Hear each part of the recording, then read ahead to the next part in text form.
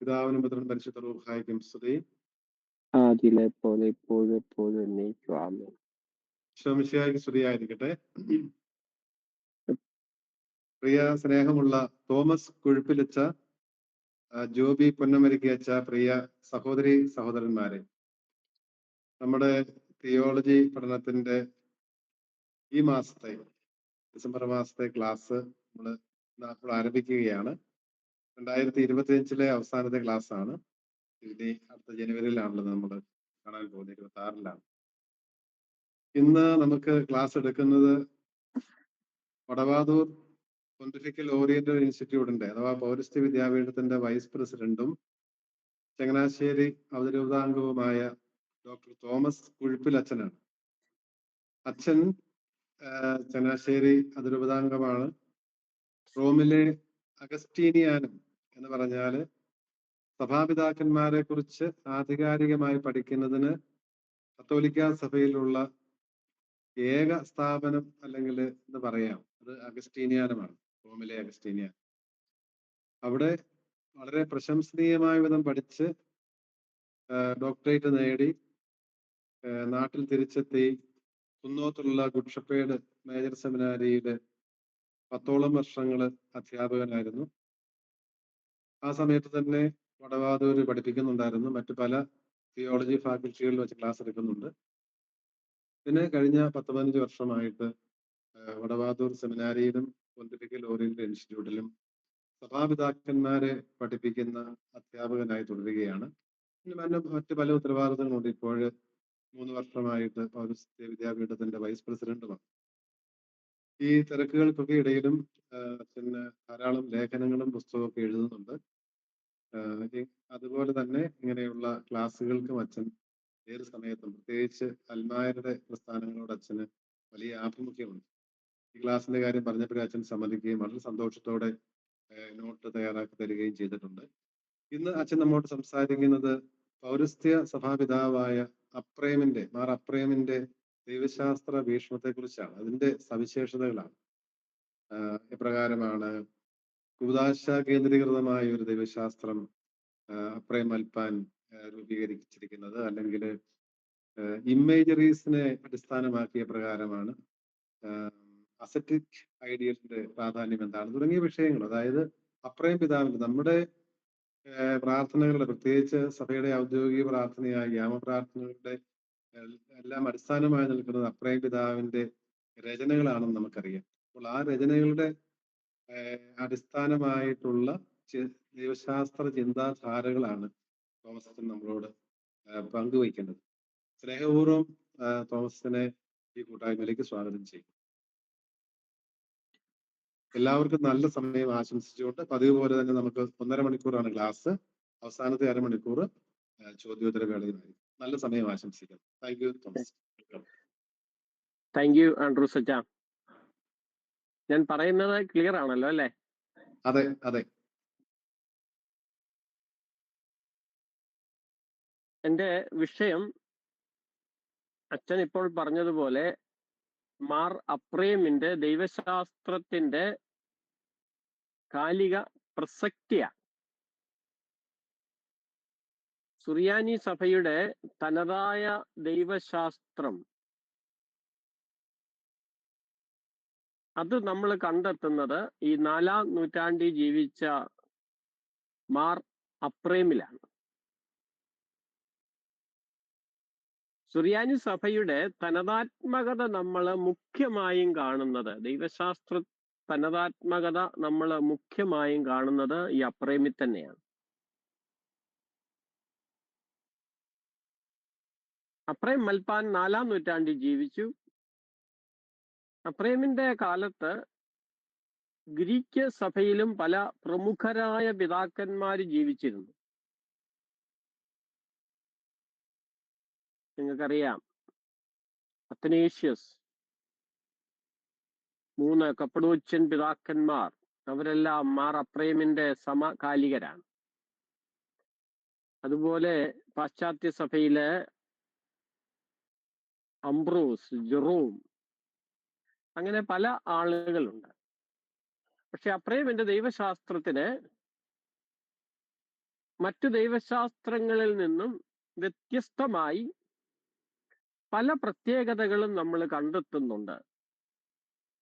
അതുകൊണ്ട് അതിനെ നമുക്ക് ഒന്ന് മനസ്സിലാക്കാനായിട്ട് ശ്രമിക്കാം. ഈ ദൈവശാസ്ത്രത്തെ വിശേഷിപ്പിക്കുന്നത് ഒരു ഏഷ്യൻ ദൈവശാസ്ത്രം എന്നാണ്. ക്രിസ്തുമതത്തെ നമ്മൾ എപ്പോഴും കാണുന്നത് ഒരു യൂറോപ്യൻ മതമായിട്ടാണ്.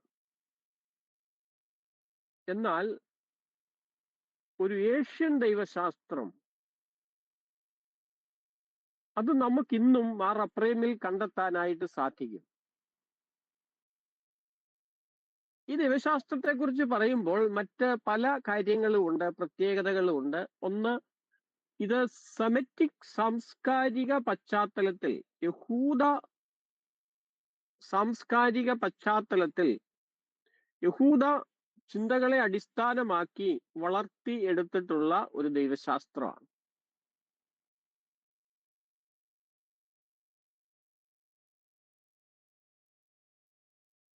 അതുകൊണ്ട് ഇതിനെ സെമിറ്റിക് തിയോളജി എന്ന് പറയാം. അതല്ലെങ്കിൽ ഇന്നത്തെ ഭാഷയിൽ പറഞ്ഞാൽ യഹൂദ ക്രൈസ്തവ ദൈവശാസ്ത്രമെന്ന് ഇതിനെ വിശേഷിപ്പിക്കാം. അതുകൊണ്ട് ഈ ദൈവശാസ്ത്രത്തിന്റെ അടിസ്ഥാനപരമായ പ്രത്യേകത ഇതാണ്. ഇതിന്റെ എല്ലാ പ്രത്യേകതകളും മറ്റെല്ലാ പ്രത്യേകതകളും ഈ അടിസ്ഥാനത്തിൽ നിന്നും ഉരുത്തിരിഞ്ഞിട്ടുള്ളതാണ്. കുറച്ചു മുമ്പ് ആൻഡ്രൂസച്ചൻ പറഞ്ഞതുപോലെ നമ്മളൊരു 3 ഏരിയയിൽ കൂടിയാണ് നമ്മുടെ ചിന്തകൾ പോകുന്നത്. എഫ്രേമിന്റെ ദൈവശാസ്ത്രത്തെ കുറിച്ച് പറയുമ്പോൾ അതിൽ കൂടുതൽ കാര്യങ്ങളുണ്ട്. എങ്കിലും ഞാൻ ലിമിറ്റ് ചെയ്തിരിക്കുന്നത് മുഖ്യമായും 3 കാര്യങ്ങളിലാണ്. ഒന്ന്, ഈ ദൈവശാസ്ത്രം പ്രതീകങ്ങളുടെ ദൈവശാസ്ത്രമാണ്. പ്രതീകങ്ങൾ അല്ലെങ്കിൽ അടയാളങ്ങൾ, ധാരാളം പ്രപഞ്ചത്തിൽ നിന്നുള്ള അടയാളങ്ങൾ, പഴയ നിയമത്തിൽ നിന്നുള്ള പ്രതീകങ്ങൾ, ഇതിനെ അടിസ്ഥാനമാക്കി ദൈവശാസ്ത്രം മാർ അപ്രേം അവതരിപ്പിക്കുന്നു. അതുകൊണ്ട് അപ്രേമിന്റെ ദൈവശാസ്ത്രത്തിന്റെ ഒന്നാമത്തെ സവിശേഷത, എല്ലാ ദൈവശാസ്ത്രജ്ഞന്മാരും എടുത്തു കാട്ടുന്ന ആ സവിശേഷത അത് മറ്റൊന്നുമല്ല, ഇത് പ്രതീകങ്ങളുടെ ദൈവശാസ്ത്രമാണ്, അടയാളങ്ങളുടെ ദൈവശാസ്ത്രമാണ്. ഇതേക്കുറിച്ച് ഞാൻ കൂടുതലായി പറഞ്ഞുകൊള്ളാം. രണ്ടാമത്തെ പ്രത്യേകത എന്ന് പറയുന്നത്, ഈ ദൈവശാസ്ത്രം എപ്പോഴും കേന്ദ്രീകരിക്കുന്നത് കൂദാശകളിലാണ്. കൂദാശകളെ കുറിച്ചുള്ള ചിന്തകള് അത് ലീഡ് ചെയ്യുന്നത്, അത് നയിക്കപ്പെടുന്നത് സഭയിലേക്കാണ്.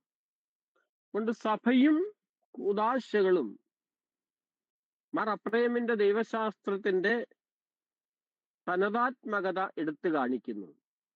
അതുകൊണ്ട് രണ്ടാമത്തെ പ്രത്യേകത ഇതാണ്, സാക്രമെന്റ് സെന്റേർഡ് തിയോളജി.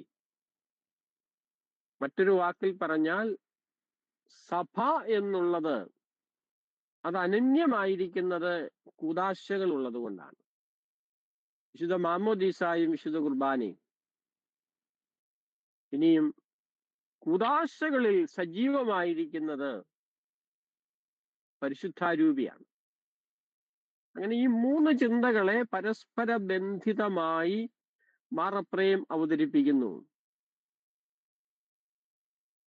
ഒന്നാമത്തേത് കൂദാശകള്, രണ്ടാമത്തേത് പരിശുദ്ധാത്മാവ്, മൂന്നാമത്തേത് സഭ. ഇത് 3 പരസ്പര ബന്ധിതമായി നിലകൊള്ളുന്ന ദൈവശാസ്ത്ര ചിന്തകളാണ്. തുടർന്ന് മൂന്നാമത്തെ ചിന്തയിലേക്ക് നമ്മൾ കടന്നു വരികയാണ്. അത് മറ്റൊന്നുമല്ല, ക്രിസ്തീയ ജീവിതത്തെ മാർ അപ്രേം അവതരിപ്പിക്കുന്നത് ഒരു താപസ ജീവിതമായിട്ടാണ്. താപസ ശൈലിക്ക് വലിയ പ്രാധാന്യം മാർ അപ്രയം കൽപ്പിക്കുന്നുണ്ട്. അതൊരു ദൈവശാസ്ത്ര ചിന്തയുടെ പരിണത ഫലമാണ്. സുറിയാനിയിൽ അതിന് പറയുന്നത് ഇഹീദായ. ഇഹീദായ എന്നുള്ള ഒരു ദർശനം, ബൈബിൾ അധിഷ്ഠിതമായ ഒരു ദർശനം മാർ അപ്രയം വളർത്തിയെടുത്തു. അത് ദൈവശാസ്ത്രത്തിന്റെ പല മേഖലകളിലും റിഫ്ലക്റ്റ് ചെയ്യുന്നുണ്ട്. അത് ഈശോയിൽ കേന്ദ്രീകൃതമാണ്, മാമോദിസായിൽ കേന്ദ്രീകൃതമാണ്, ക്രിസ്തീയ ധാർമ്മികതയിലും ആത്മീയതയിലും കേന്ദ്രീകൃതമാണ്. അതെന്താണെന്നും നമുക്ക് കാണാം. അതുകൊണ്ട് ഈ 3 ചിന്തകളാണ് ഞാൻ നിങ്ങളുടെ മുമ്പിൽ അവതരിപ്പിക്കുന്നത്. അതുകൊണ്ട് ഈ ഓരോ ചിന്തയും ഒന്നൊന്നായിട്ട്, ഒന്നാമത്തെ ചിന്ത ഞാൻ ആദ്യം അവതരിപ്പിക്കാം. ആദ്യത്തേത് theology of imageries or symbols. ഈ സിംബൽ എല്ലായിടത്തും ഉണ്ട്. നമ്മുടെ സെക്കുലർ ലൈഫിൽ സിംബൽസ് ഉണ്ട്. എല്ലാ മതങ്ങൾക്കും സിംബൽസ് ഉണ്ട്. അതുകൊണ്ട് സിംബൽ എന്ന് പറയുന്നത്, അടയാളങ്ങൾ അല്ലെങ്കിൽ പ്രതീകങ്ങൾ എന്ന് പറയുന്നത് മനുഷ്യ ജീവിതത്തിന്റെ തന്നെ ഭാഗമാണ്. എന്നാൽ മാർ അപ്രയം അടയാളം എന്ന് പറയുമ്പോൾ, അല്ലെ പ്രതീകം എന്ന് പറയുമ്പോൾ, അത് കൂടുതൽ ശക്തിയോടുകൂടി അവതരിപ്പിക്കുന്നത്. എന്ന് വെച്ചാൽ ഒരടയാളം ഒരു യാഥാർത്ഥ്യത്തെ ഉൾക്കൊള്ളുന്നു. അതാണ് അടയാളം. മറ്റൊന്നിനെ സൂചിപ്പിക്കുന്നെങ്കിൽ ഇത് വെറും ഒരു സൂചന മാത്രമല്ല, ഒരടയാളം ആ യാഥാർത്ഥ്യത്തെ ഉൾക്കൊള്ളുകയാണ് ചെയ്യുന്നത്. അതുകൊണ്ട് അടയാളം എന്ന് സെമിറ്റിക് പാരമ്പര്യത്തിൽ, അല്ലെ ജൂയിഷ് ക്രിസ്ത്യൻ തിയോളജിയിൽ പറഞ്ഞാൽ, ഇന്ന് നമ്മൾ ചിന്തിക്കുന്നത് പോലെയുള്ള ഒരു സാധാരണ ജീവിതത്തിലെ അടയാളം അല്ല. ആ അടയാളം എന്ന് വെച്ചാൽ അതൊരു യാഥാർത്ഥ്യത്തെ വഹിക്കുന്നു, അതല്ലെങ്കിൽ വെളിപ്പെടുത്തുന്നു എന്നാണ് ഉദ്ദേശിക്കുന്നത്. അടയാളം എന്ന് പറയുമ്പോൾ മാർ അപ്രയം ബൈബിളിലെ 2 പദങ്ങളാണ് ഉപയോഗിക്കുന്നത്. മിസ്റ്ററീസ്, പിന്നെ ടൈപ്സ്. പൗലോസ് ശ്ലീഹ ഇത് 2 ഉപയോഗിക്കുന്നുണ്ട്. സുറിയാനിയിൽ അതിന് മിസ്റ്ററീസ്, റാസ എന്ന് പറയും. നമുക്ക് പരിചിതമായ വാക്കാണ് Raza.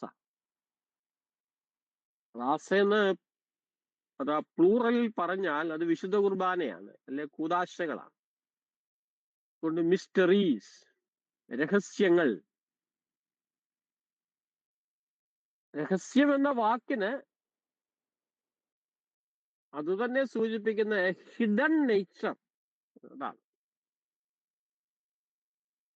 Something is hidden in an image, in an imagery.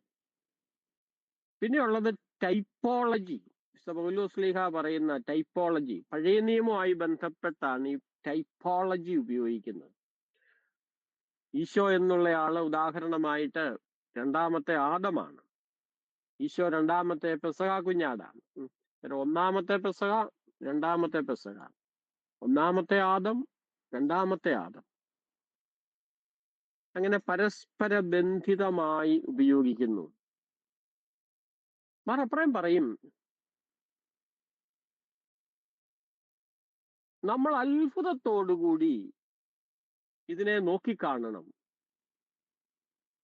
ഈ അടയാളങ്ങളെ അത്ഭുതത്തോടുകൂടി നോക്കിക്കാണണം. വണ്ടർ. അത്ഭുതത്തോടുകൂടി നമ്മൾ ഈ അടയാളങ്ങളെ കാണണം. കാരണം വിശ്വാസമുള്ളവൻ ഈ അടയാളങ്ങളെ അത്ഭുതത്തോടുകൂടി മാത്രമേ നോക്കി കാണത്തുള്ളൂ. ഈ അടയാളങ്ങൾ എവിടെയാണ്?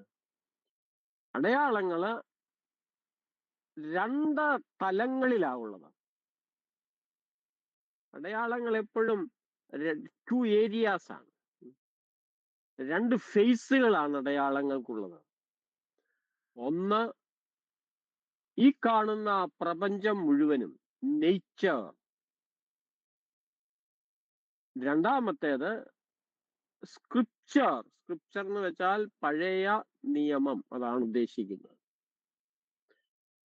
അപ്പോൾ നമ്മുടെ വിശ്വാസവുമായി ബന്ധപ്പെട്ട അടയാളങ്ങള് ഈ പ്രപഞ്ചം മുഴുവനിലും നിഗൂഢമായിരിക്കുന്നു. പ്രപഞ്ചത്തിലെ എന്തും ആകാം, വൃക്ഷമാകാം, ജലമാകാം, സൂര്യനാകാം, ചന്ദ്രനാകാം, മനുഷ്യനാകാം, എന്തും ആകാം, എല്ലാം, അഗ്നിയാകാം, പ്രകാശമാകാം, എല്ലാ അടയാളങ്ങളാണ്. ബൈബിൾ എടുത്താൽ അബ്രാഹം ഈശോയുടെ പ്രതീകമാണ്. പഴയ നിയമത്തിലെ എല്ലാ പ്രവാചകന്മാരും കൊണ്ട് പഴയ നിയമം എപ്പോഴും പുതിയ നിയമത്തെ ഉൾക്കൊള്ളുക ചെയ്യുന്നത്, ഈശോയെ വഹിക്കുകയാണ് ചെയ്യുന്നത്. അതുപോലെ ഈ പ്രപഞ്ചം മുഴുവനും ഈശോയെയും സഭയെയും വഹിക്കുക ചെയ്യും. അതുകൊണ്ട് അത്ഭുതത്തോടുകൂടി ഇതിനെ നോക്കിക്കാണണം. എന്നിട്ട് നമ്മൾ ഈ പ്രപഞ്ചം മുഴുവനെയും വ്യാഖ്യാനിക്കണം ഈശോയിലുള്ള നമ്മുടെ വിശ്വാസത്തിന്റെ വെളിച്ചത്തിൽ. നമ്മൾ ഈ പഴയ നിയമം മുഴുവൻ വ്യാഖ്യാനിക്കണം, അത് ഈശോയിലുള്ള നമ്മുടെ വിശ്വാസത്തിന്റെ വെളിച്ചത്തിൽ. അതുകൊണ്ട് ഈ വിശ്വാസത്തിന് അതുകൊണ്ട് വലിയ പ്രാധാന്യം മാർ അപ്രയം കൽപ്പിക്കുന്നുണ്ട്. വിശ്വാസമില്ലെങ്കിലോ ഈ അടയാളങ്ങള് നമുക്ക് മനസ്സിലാക്കാൻ സാധിക്കുകയില്ല. വിശ്വാസം ഇല്ലെങ്കിലോ പഴയ നിയമത്തിന്റെ പൊരുള് നമുക്ക് മനസ്സിലാക്കാൻ സാധിക്കത്തില്ല. അതുകൊണ്ട് ഇത് രണ്ടിനെയും നമ്മൾ മനസ്സിലാക്കേണ്ടത് വിശ്വാസത്തിൽ കൂടിയാണ്. വിശ്വാസം എന്ന് വെച്ചാൽ ഏതെങ്കിലും വിശ്വാസമല്ല. നമ്മൾ വിശ്വാസം എന്ന് പറയുമ്പോൾ അതൊരു തനിമയാർന്ന വിശ്വാസമാണ്. വിശ്വാസം എന്ന പദം നമ്മൾ എല്ലായിടത്തും കേൾക്കുന്നതാണ്. ഇനി മറ്റുള്ളവർക്കും വിശ്വാസമുണ്ട്. അപ്രയം വിശ്വാസം എന്ന് പറയുമ്പം അത് ഉദ്ദേശിക്കുന്ന ഇതാണ്, ഈശോ എന്ന ആളിലുള്ള വിശ്വാസമാണ്. ഞാൻ ഈശോയിൽ വിശ്വസിക്കുന്നു. ഈശോയിൽ വിശ്വസിച്ച് കഴിയുമ്പം എല്ലാത്തിനും മാറ്റമുണ്ട്. നമ്മളൊരു പ്രത്യേക രീതിയിൽ ഈ പ്രപഞ്ചത്തെ, ഈ ലോകത്തെ നോക്കിക്കാണും. ഈശോയിൽ വിശ്വസിച്ച് കഴിയുമ്പോൾ പഴയ നിയമത്തിന്റെ പൊരുള് നമുക്ക് മനസ്സിലാവും. അതുകൊണ്ട് ഈ അടയാളങ്ങളെല്ലാം അപ്പം നമുക്ക് മനസ്സിലാവും. ഇതിൽ നിഗൂഢമായിരിക്കുന്ന സംഗതികള് നമുക്ക് മനസ്സിലാക്കാനായിട്ട് സാധിക്കും. അതുകൊണ്ട് ഈ വിശ്വാസത്തെ മാർ അപ്രയം വിളിക്കുന്നത് ആന്തരികമായ നയനം എന്നാണ്. ഉൾക്കണ്ണെന്ന് വെച്ചാൽ നമ്മുടെ ഉള്ളിലുള്ള കണ്ണ്, ബാഹ്യമായ കണ്ണല്ല. ഇത് ബാഹ്യമായ ഒരു കാര്യമല്ല. വിശ്വാസം കുടികൊള്ളുന്നത് തന്നെ ഉള്ളിലാണ്. അതുകൊണ്ട് വിശ്വാസമാകുന്ന ആ ഉൾക്കണ്ണ് ഒരു ആന്തരിക നയനം, അല്ലെ ആന്തരിക നയനങ്ങളിൽ കൂടി നമ്മൾ ഈ പ്രപഞ്ചത്തെയും നമ്മൾ വിശുദ്ധ ഗ്രന്ഥത്തെയും നോക്കിക്കാണുകയും വ്യാഖ്യാനിക്കുകയും ചെയ്യണം. അതാണ് മാർ അപ്രയം പറയുന്നത്. അതുകൊണ്ട് ഈ ആന്തരിക നയനങ്ങൾ അതെന്താന്ന് ചോദിച്ചാൽ ഒറ്റ വാക്കിൽ ഈശോയിലുള്ള വിശ്വാസം. ഈ ആന്തരിക നയനങ്ങളെ സുറിയാനിയിൽ മാർ അപ്രയം വിളിക്കുന്നത് ഷഫിയ, the luminous eye, the pure eye, a spiritual eye. അതിൽ കൂടി നമ്മൾ എല്ലാറ്റിനെയും കാണുക. അതുകൊണ്ട് മാർ അപ്രയമിന്റെ ലോക ദർശനം, ലോകത്തെ അദ്ദേഹം എങ്ങനെ നോക്കിക്കാണുന്നു, അത് വളരെ പ്രസക്തമാണ്. നമ്മൾ പുസ്തകം വായിക്കുന്നത് പോലെ ഈ ലോകത്തിലേക്ക് നോക്കുക. പുസ്തകം നമ്മൾ വായിക്കുമല്ലോ, സ്ക്രിപ്ചർ അതാണ്, നമ്മൾ വായിക്കുകയാണ്. അതുപോലെ ഈ ലോകത്തെ മുഴുവൻ നമ്മള് നമ്മുടെ ആന്തരിക നയനങ്ങൾ കൊണ്ട് നോക്കി കാണുക. നോക്കി എന്ത് മനോഹരമാണ്. ലോകത്തോടുള്ള അദ്ദേഹത്തിന്റെ കാഴ്ചപ്പാട് വളരെ പോസിറ്റീവായ രീതിയിൽ ലോകത്തെ അദ്ദേഹം കാണുകയാണ് ചെയ്യും. അതുകൊണ്ട് തന്നെ വിശ്വാസത്തോടെ നമ്മൾ ഇതിനെയെല്ലാം നോക്കി കാണുന്നത് കൊണ്ട് അത്ഭുതത്തോടെ ഇതിനെയെല്ലാം കാണാൻ പറ്റും. അപ്പം പഴയ നിയമം വായിക്കുമ്പം നമ്മൾ അവിടെ കണ്ടെത്തുന്നത് ഈശോയെ തന്നെയാണ്. ഈ ലോകത്തിലേക്ക് നോക്കുമ്പോൾ ഈശോയെയാണ് നമ്മൾ അവിടെ കാണുന്നത്. പിന്നെ അതിമനോഹരമായ ഒരു ദൈവശാസ്ത്ര ദർശനം നമ്മൾ മാർ അപ്രേമിൽ കാണുന്നു. A positive approach to the world. ലോകത്തോടുള്ള ഒരു പോസിറ്റീവ് അപ്രോച്ച് കൊണ്ട് സുറിയാനി ദൈവശാസ്ത്രത്തിന്റെ ഒരു വലിയ അടിസ്ഥാനം ഇതാണ്. കാരണം അക്കാലഘട്ടത്തിൽ പല പാഷണ്ഡതകളുണ്ടായിരുന്നു. ലോകത്തെ തിന്മയായി കാണുന്ന പാഷണ്ഡതകൾ 2-ാം നൂറ്റാണ്ടിലും 3-ാം നൂറ്റാണ്ടിലും 4-ാം നൂറ്റാണ്ടിലും ഒക്കെ അങ്ങനെയുള്ള പല പാഷണ്ഡതകൾ ഉണ്ടായിരുന്നു. ലോകം തിന്മയാണ്, ശരീരം തിന്മയാണെന്ന് പഠിപ്പിച്ച ആളുകൾ. അത് ക്രൈസ്തവ വിശ്വാസത്തിന് ഘടക വിരുദ്ധമാണ്. മാർ അപ്രേം ഈ ലോകം തിന്മയാണെന്നുള്ള ആ കാഴ്ചപ്പാടിനെ തന്റെ ദൈവശാസ്ത്രത്തിലൂടെ നിരാകരിക്കുകയാണ്, നിഷേധിക്കുകയാണ് ചെയ്യുന്നത്. അന്ന് അങ്ങനെ പ്രചരിപ്പിച്ചിരുന്ന ഒരു മതം തന്നെ ഉണ്ടായിരുന്നു, മാനിക്കേയിസം. മാനിക്കേയിസത്തിന് ലോകം തിന്മയാണ്. മാർ അപ്രേം ലോകത്തെക്കുറിച്ചുള്ള യഥാർത്ഥ ക്രൈസ്തവ ദർശനം, കാഴ്ചപ്പാട് ഇതിലൂടെ അവതരിപ്പിക്കുകയാണ് ചെയ്യുന്നത്. അതുകൊണ്ട് ഈ ദൈവശാസ്ത്രത്തെ ഒറ്റ വാക്കിൽ പറഞ്ഞാൽ, ഞാൻ ആരംഭത്തിൽ പറഞ്ഞതുപോലെ, ഇത് അടയാളങ്ങളുടെ ദൈവശാസ്ത്രം, പ്രതീകങ്ങളുടെ ദൈവശാസ്ത്രം. ഇപ്പൊ സൂര്യൻ അതൊരു അടയാളമാണ്, അത് ദൈവത്വത്തിന്റെ അടയാളമാണ്, അത് ഈശോയുടെ അടയാളമാണ്. അല്ലെ അഗ്നി, അത് പരിശുദ്ധാത്മാവിന്റെ അടയാളമാണ്. ഇങ്ങനെ ഒരു അടയാളം പല രീതിയിൽ വ്യാഖ്യാനിക്കപ്പെടാം.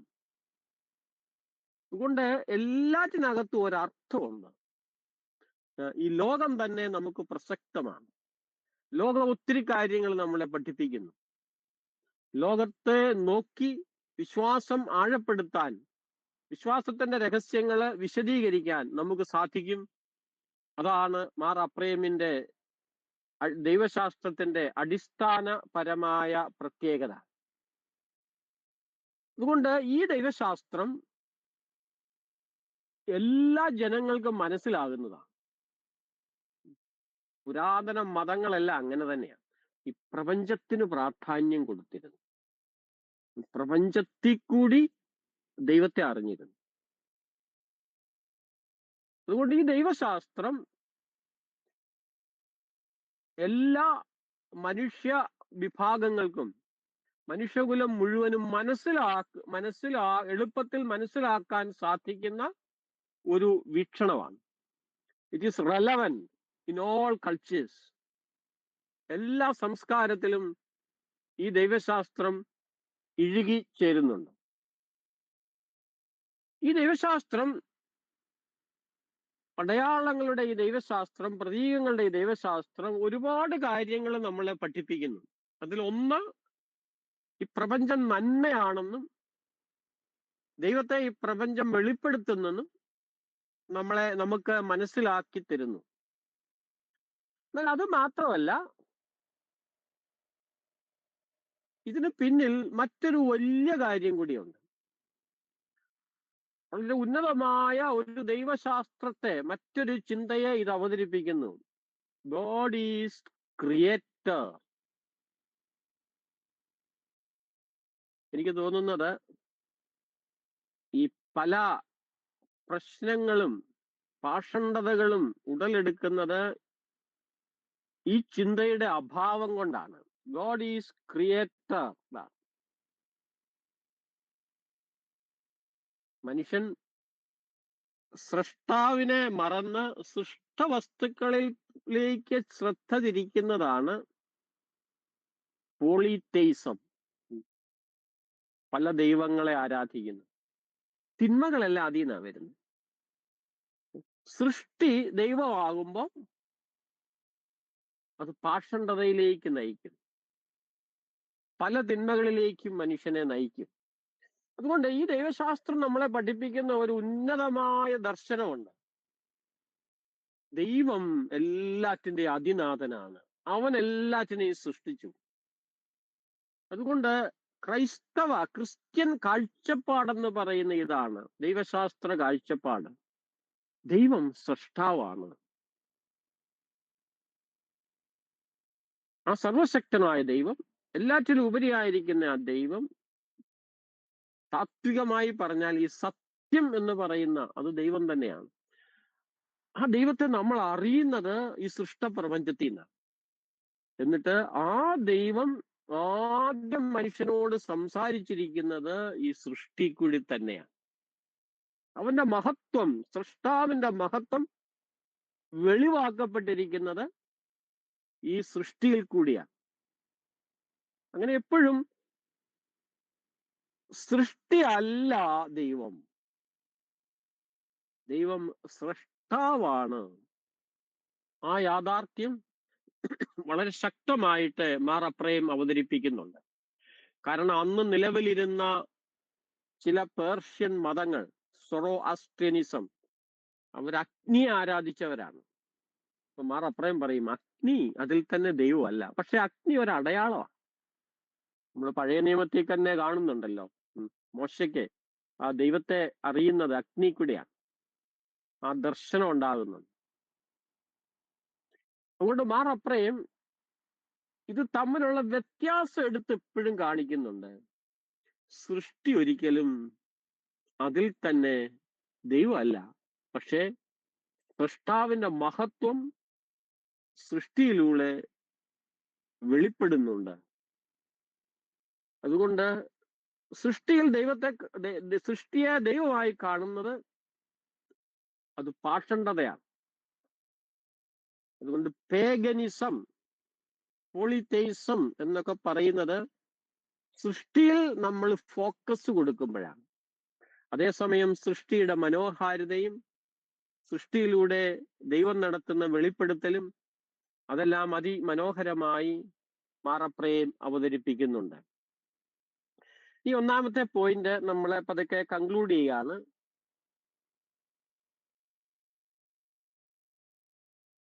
ലോകത്തെ മാർ അപ്രയം അവതരിപ്പിക്കുന്നത് ഒരു കൂദാശയായിട്ടാണ്.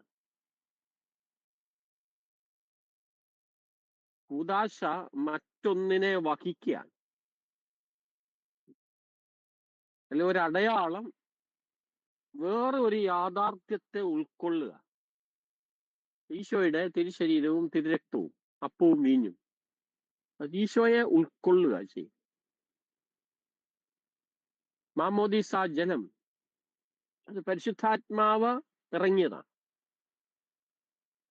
അത് പരിശുദ്ധാത്മാവിന്റെ പ്രതീകമാണ്. അല്ലെ മാമോദീസായിലെ തൈലം എന്തോ ആയിക്കോട്ടെ. അപ്പൊ കൂദാശകളെല്ലാം അങ്ങനെയാണ്. അങ്ങനെയെങ്കിൽ മാർ അപ്രയം ഈ സൃഷ്ടപ്രപഞ്ചത്തെ മുഴുവൻ കാണുന്നത് ഒരു വലിയ കൂദാശയായിട്ടാണ്. കാരണം നമ്മൾ കാണുന്ന ഈ ലോകം അത് ദൈവത്തിന്റെ മഹത്വത്തെ വെളിപ്പെടുത്തുന്നു. അതിലൂടെ ദൈവത്തിലേക്ക് നമുക്ക് എത്തിച്ചേരാൻ സാധിക്കും.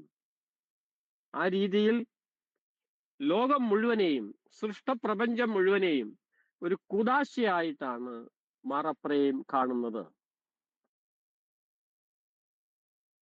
ഇനിയും ഈ ലോകം നന്മയല്ലെങ്കിൽ, ഈ ലോകം അല്ലെ ശരീരം തിന്മയാണെങ്കിൽ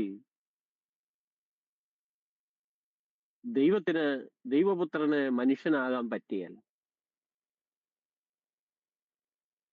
ദൈവം മനുഷ്യനായി എന്ന് പറയുമ്പം അതിന്റെ അടിസ്ഥാനം ഇതാണ്: ലോകം നന്മയാണ്, മനുഷ്യൻ നന്മയാണ്, ശരീരം നന്മയാണ്.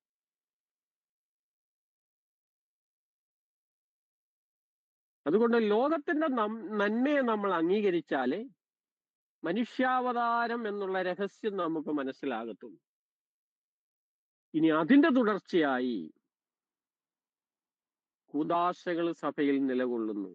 കൂദാശകളിലുള്ള എല്ലാ സിംബൽസും നമ്മൾ ഈ പ്രപഞ്ചത്തിൽ നിന്ന് എടുത്തിട്ടുള്ളതാണ്. അപ്പോ അത്, വീഞ്ഞത്, അഗ്നി അത്, വെള്ളം അത്, എന്തും ആയിക്കോട്ടെ, അതെല്ലാം ഈ പ്രപഞ്ചത്തിന്റെ ഭാഗമാണ്.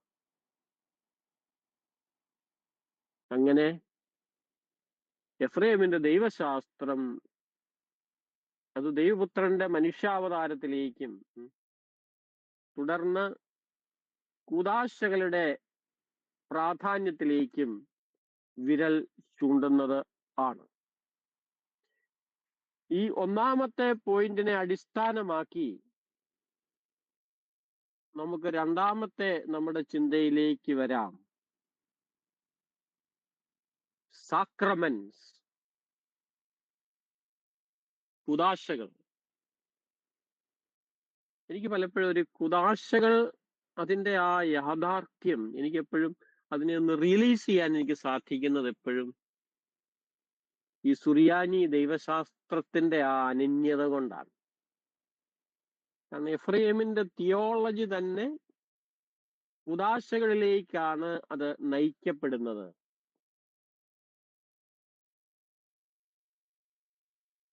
ഇനി ഈ കുദാശകളെ കുറിച്ച് പറയുമ്പോൾ മാമോദീസ, വിശുദ്ധ കുർബാന, ഈ രണ്ട് കുദാശകളെ കുറിച്ചാണ്.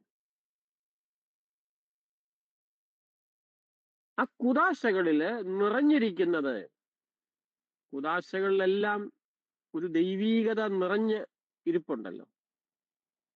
ആ കുദാശകളെ മുഴുവൻ പരസ്പര ബന്ധിതമായി മാർ എഫ്രേം അവതരിപ്പിക്കുന്നത് പരിശുദ്ധാത്മാവിനെ അടിസ്ഥാനമാക്കിയാണ്. കാരണം ഈ പരിശുദ്ധാത്മാവ് മാമോദീസായിലുണ്ട്, അതേ പരിശുദ്ധാത്മാവ് അപ്പത്തിലും വീഞ്ഞിലും ഉണ്ട്. അതുകൊണ്ട് ആ അരൂപിയെ കേന്ദ്രീകരിച്ചാണ്.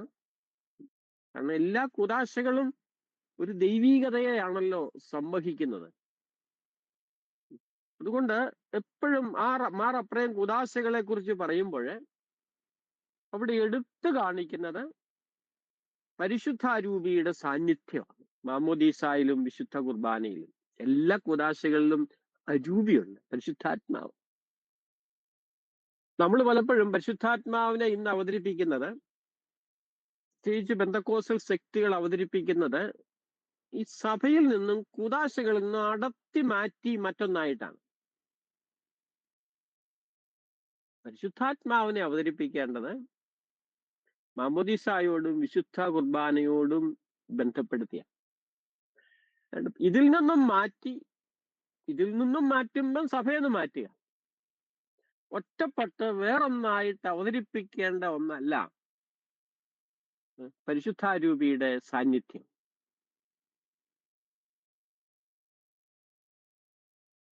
അതുകൊണ്ട് സഭ യഥാർത്ഥത്തിൽ സഭയായിരിക്കുന്നത്, അല്ലെങ്കിൽ അതിനൊരു സംഘടനാ സ്വഭാവം മാത്രമേ ഉള്ളൂ. സഭ അനന്യമായിരിക്കുന്നത് അതിനുള്ളിൽ ദൈവീകതയുള്ളത് കൊണ്ട്. ആ ദൈവീകത എന്ന് പറയുന്നത്, സഭയിൽ കുടികൊള്ളുന്ന ആ ദൈവീകത എന്ന് പറയുന്ന, ദൈവ സാന്നിധ്യം എന്ന് പറയുന്നത് പരിശുദ്ധാരൂപിയുടെ സാന്നിധ്യമാണ്. ഈ പരിശുദ്ധാരൂപിയുടെ സാന്നിധ്യം സഭയിലുള്ളത് കുദാശകളുള്ളത് കൊണ്ടാണ്. വളരെ പ്രത്യേകമായി വിശുദ്ധ മാമോദീസായും വിശുദ്ധ കുർബാനയും. അതുകൊണ്ട് ഇത് മൂന്ന് കാര്യങ്ങൾ ബന്ധപ്പെട്ടായിരിക്കുന്നു. സഭ, കുദാശകളില്ല, സഭയില്ല. രണ്ടാമത്തെ കുദാശകൾ, കുദാശകളിൽ വസിക്കുന്നത്, അതിൽ നിഗൂഢമായിരിക്കുന്നത് പരിശുദ്ധാത്മാവിന്റെ ശക്തിയാണ്. അതുകൊണ്ട് ചർച്ച്, സാക്രമെന്റ്സ് രണ്ടാമത്, മൂന്ന് presence of the Holy Spirit.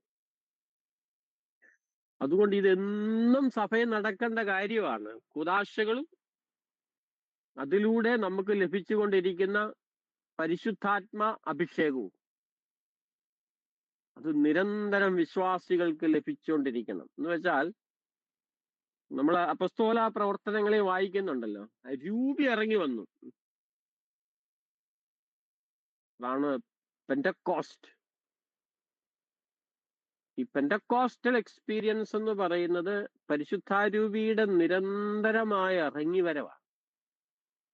അതുകൊണ്ട് സഭയായിരിക്കുന്നത് പരിശുദ്ധാത്മാവ് എപ്പോഴും നിറഞ്ഞുകൊണ്ടിരിക്കുന്നതുകൊണ്ടാണ്. അതുകൊണ്ട് പെന്റക്കോസ്റ്റൽ എക്സ്പീരിയൻസ് എന്ന് പറയുന്നത് അനുദിനം നിരന്തരം നമ്മുടെ ജീവിതത്തിൽ നടക്കേണ്ടത്. അത് മുഖ്യമായും നടക്കുന്നത് കുദാശകളിൽ കൂടിയാണ്. ആ കുദാശകളുള്ളത് കൊണ്ടാണ് സഭ ദൈവികമായിരിക്കുന്നത്. അതുകൊണ്ട് ഈ 3 കാര്യങ്ങളെ പരസ്പര ബന്ധിതമായി മാറപ്രേം അവതരിപ്പിക്കുന്നു. Church, sacraments, presence of the Holy Spirit.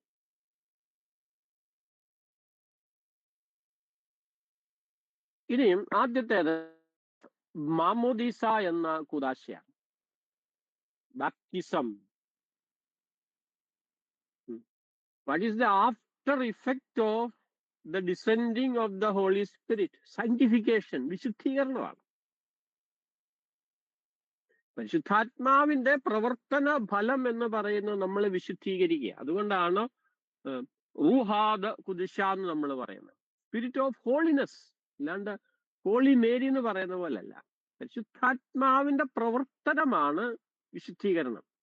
അതുകൊണ്ട് he's the spirit of holiness, is the sanctifier. അതിന്റെ ആദ്യത്തെ മോമെന്റ് ആണ് ഈ ബാപ്റ്റിസം. അതുകൊണ്ട് മാറപ്രേം ബാപ്റ്റിസത്തെ കുറിച്ച് പറയുമ്പം ഒരു പദമാണ് എപ്പോഴും ഉപയോഗിക്കുന്നത്. ഈ സാക്രമെന്റ്സുമായിട്ട് ബന്ധപ്പെട്ട് സംസാരിക്കുമ്പോൾ എപ്പോഴും ഒരു പ്രത്യേക സിമ്പല് മാറപ്രേം ഉപയോഗിക്കും. അത് മറ്റൊന്നുമല്ല, ഫയർ. ഫയർ എന്ന് പറഞ്ഞിട്ട് സ്പിരിറ്റ് എന്നും പറയും.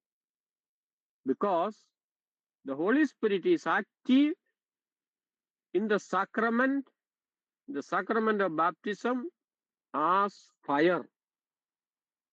ബൈബിളിലെ പഴയ നിയമത്തിൽ ഫയർ എന്ന് പറയുമ്പം അതിന് പല അർത്ഥങ്ങൾ ഉണ്ടെങ്കിലും മുഖ്യമായും അത് വിശുദ്ധീകരണത്തിന്റെ അടയാളമാണ്. അതാണ് ആദ്യത്തെ പെന്തക്കുസ്തായി സംഭവിച്ചത്. Holy Spirit is active as fire. Holy Spirit അഗ്നി നാവുകളായിട്ട് സ്ലീഹന്മാരുടെ മേലെ ഇറങ്ങി വരുന്നു. എന്ന് വെച്ചാൽ പരിശുദ്ധാത്മാവ് അവരെ സാങ്ക്ടിഫൈ ചെയ്യുന്നു. അതുകൊണ്ട് ഹോളി സ്പിരിറ്റ് ഈസ് ദ സാങ്ക്ടിഫയർ. അതുകൊണ്ടാണ് എപ്പോഴും പരിശുദ്ധാത്മാവ് അഗ്നിയാണ്.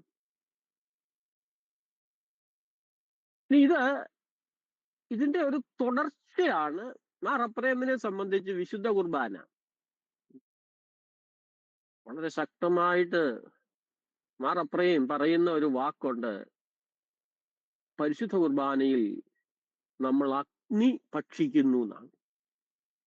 പരിശുദ്ധ കുർബാനയിൽ നമ്മൾ പരിശുദ്ധാത്മാവിനെ ഭക്ഷിക്കുന്നു. അത് ആവർത്തിച്ച് മാറപ്രേം പറയുന്നുണ്ട്. അതൊരു പുതുമയാർന്ന കാര്യമാണ്. നമ്മൾ പറയും അത് കർത്താവിന്റെ ശരീരവും രക്തമാണ്. തീർച്ചയായിട്ടും അത് അങ്ങനെയാണ്.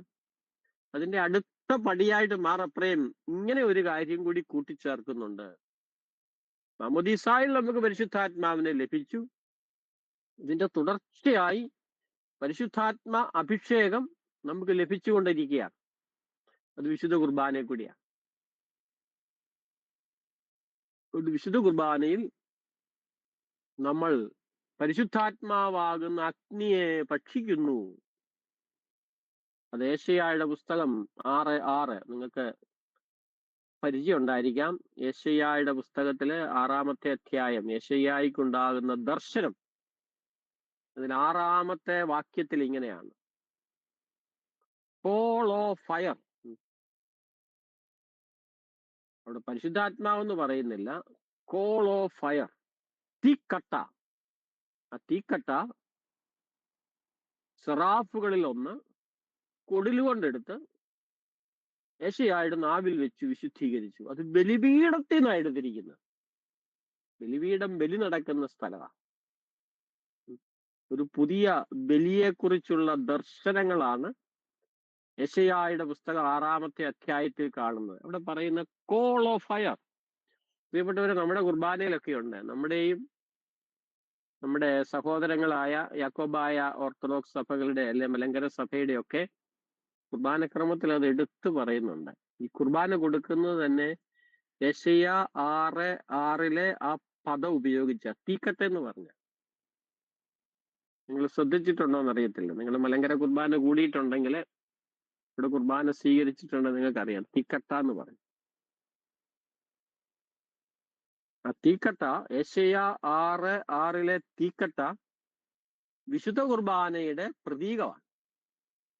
എന്ന് വെച്ചാൽ പരിശുദ്ധാത്മാവ് വിശുദ്ധ കുർബാനയിൽ നിറഞ്ഞ് ഇരിക്കുന്നു. അതുകൊണ്ട് വിശുദ്ധ കുർബാനയുടെ ഒരു പ്രധാന ചിന്ത ഇതാണ്. മറപ്രേം വിശുദ്ധ മാമോദീസായെയും വിശുദ്ധ കുർബാനയും പരസ്പര ബന്ധിതമായി അവതരിപ്പിക്കുന്നു. അതിന് കാരണം രണ്ടിടത്ത് നിറഞ്ഞു നിൽക്കുന്നത് പരിശുദ്ധാത്മാവാണ്. ജലത്തിൽ മാമോദീസ, ജലത്തിൽ പരിശുദ്ധാത്മാവുണ്ട്. തൈലത്തിൽ പരിശുദ്ധാത്മാവുണ്ട്. നമ്മൾ ആദ്യം അവിടെ സ്വീകരിച്ചു. ഇനിയും പരിശുദ്ധാത്മാവിലുള്ള ജീവിതം നമ്മൾ നിരന്തരം പരിപോഷിപ്പിക്കപ്പെടണം. അത് പരിപോഷിപ്പിക്കപ്പെടുന്നത് വിശുദ്ധ കുർബാനയെ കൂടിയാണ്. അതുകൊണ്ടാണ് ഞാൻ ആരംഭത്തിൽ പറഞ്ഞത്, ക്രൈസ്തവ ജീവിതം എന്ന് വെച്ചാൽ നിരന്തരമായ പെന്തക്കുസ്തായുടെ അനുഭവമാണ്. നമ്മുടെ ആളുകള് പെന്തക്കുസ്ത അനുഭവം പ്രതീക്ഷിച്ച് മറ്റു പലയിടത്തും പോകാറുണ്ട്, മറ്റു പ്രാർത്ഥനകളിലൊക്കെ. അതാ പറഞ്ഞ, അവർ ഒറ്റപ്പെട്ട രീതിയിൽ പരിശുദ്ധാത്മാവിനെ അവതരിപ്പിക്കുകയാണ് പല പ്രാർത്ഥനാ യജ്ഞങ്ങളിലും.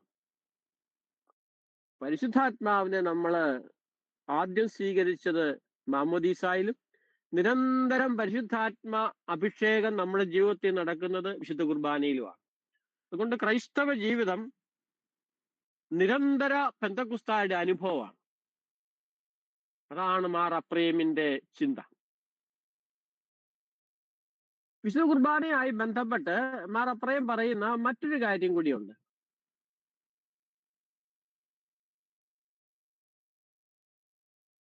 പരിശുദ്ധ കുർബാനയുടെ പഴയ നിയമ അടിസ്ഥാനം എന്ന് പറയുന്നത് വിശുദ്ധ കുർബാനയുടെ പെസഹ കുഞ്ഞാടാണ്. ആ ചിന്തയും കൂടി ഞാൻ ഇവിടെ ജസ്റ്റ് ചുരുങ്ങിയ സമയത്തിൽ ഞാൻ അവതരിപ്പിക്കുകയാണ്. പെസഹ കുഞ്ഞാട്. പെസഹ കുഞ്ഞാടെന്നുള്ള ചിന്ത, ഈശോ യഥാർത്ഥ പെസഹ കുഞ്ഞാടാണെന്നുള്ള ചിന്ത നമ്മൾ കാണുന്നത് പുതിയ നിയമത്തിലെ യോഹന്നാന്റെ സുവിശേഷത്തിലാണ്. യോഹന്നാന്റെ സുവിശേഷത്തിലെ തന്നെ ഒരു വലിയ ചിന്ത ഈശോ പെസഹ കുഞ്ഞാടാണ്. പഴയ നിയമ പെസഹ, ഈശോ യഥാർത്ഥ പെസഹ കുഞ്ഞാടായി. അത് പൗലോസിലുണ്ട്. പൗലോസ്ലിഹായും പറയുന്നുണ്ട്, ഈശോ നമുക്ക് വേണ്ടി മരിച്ച ഈശോയാണ് നമ്മുടെ പെസഹ കുഞ്ഞാട്. ഈ പെൻഡിക് പാപ്പ അദ്ദേഹത്തിന്റെ പുസ്തകത്തിൽ പറയുന്നുണ്ട്, വിശുദ്ധ കുർബാനയുടെ ദൈവശാസ്ത്ര അടിസ്ഥാനം എന്ന് പറയുന്നത്, വിശുദ്ധ കുർബാനയുടെ ബൈബിളിലെ അടിസ്ഥാനം എന്ന് പറയുന്നത് പെസഹ കുഞ്ഞാട് എന്നുള്ള ചിന്തയാണ്. ഈശോ യഥാർത്ഥ പെസഹ കുഞ്ഞാടാണ്. അതുകൊണ്ട് മാർ അപ്രേമിന്റെ വലിയൊരു ചിന്തയാണ്. അതുകൊണ്ടാ പറയുന്നത്, അന്ത്യത്താഴത്തിൽ ഈശോ വിശുദ്ധ കുർബാന സ്ഥാപിച്ചു. അവിടെ ഈശോ അന്ത്യത്താഴത്തിൽ യഥാർത്ഥ പെസഹ കുഞ്ഞാടായിട്ട് മാറി. അത് പൂർത്തീകരിക്കപ്പെടുകയാണ് കുരിശിൽ. കുരിശിലെ യാഥാർത്ഥ്യം മുൻകൂട്ടി ഈശോ ആവിഷ്കരിച്ചതാണ് അന്ത്യത്താഴം. കുരിശിലെ യാഥാർത്ഥ്യം വീണ്ടും സഭ ഇന്നും തുടരുന്നതാണ് സഭ അർപ്പിക്കുന്ന വിശുദ്ധ കുർബാന. അതുകൊണ്ട് ഈ 3 കാര്യങ്ങള് പരസ്പര ബന്ധിതമായി മാർ അപ്രേം അവതരിപ്പിക്കുകയാണ്. ഒന്നാമത്തെ ചിന്ത ഈശോയുടെ അന്ത്യത്താഴം. രണ്ടാമത്തേത് ഈശോയുടെ കുരിശിലെ മരണം. മൂന്നാമത്തേത് അതിന്റെ തുടർച്ചയായ സഭ അർപ്പിക്കുന്ന വിശുദ്ധ കുർബാന. 3 തലങ്ങളാണ്. ഞാൻ ഇതിന്റെ മറ്റ് വിശദാംശങ്ങളിലേക്ക് പോകല്ല. വിശുദ്ധ കുർബാനയെ മാർ അപ്രയം കാണുന്നത് ഈശോയുടെ കുരിശിലെ ബലിയാണ്. ഈ പെസഹ കുഞ്ഞാട് എന്ന് പറയുമ്പം പെസഹ കുഞ്ഞാട് ബലി അർപ്പിക്കപ്പെട്ട കുഞ്ഞാടാണ്. പാപപരിഹാര ബലി, നമ്മുടെ പാപങ്ങൾക്ക് പരിഹാരമായി അർപ്പിക്കപ്പെട്ട ബലി, അതാണ് പെസഹ കുഞ്ഞാട്. അതുകൊണ്ട് എപ്പോഴും എനിക്ക് തോന്നുന്നത് മറ്റു പ്രതീകങ്ങളെക്കാൾ മാറപ്രയം കൂടുതൽ പ്രാധാന്യത്തോടു കൂടി പറയുന്നത് ഈശോ പെസഹ കുഞ്ഞാട് എന്നുള്ള ചിന്തയാണ്. അതിന്റെ അർത്ഥം എന്നാന്ന് ചോദിച്ചാൽ, ഈശോയുടെ ബലിയിലാണ് നമ്മൾ എപ്പോഴും ഫോക്കസ് ചെയ്യേണ്ടത്.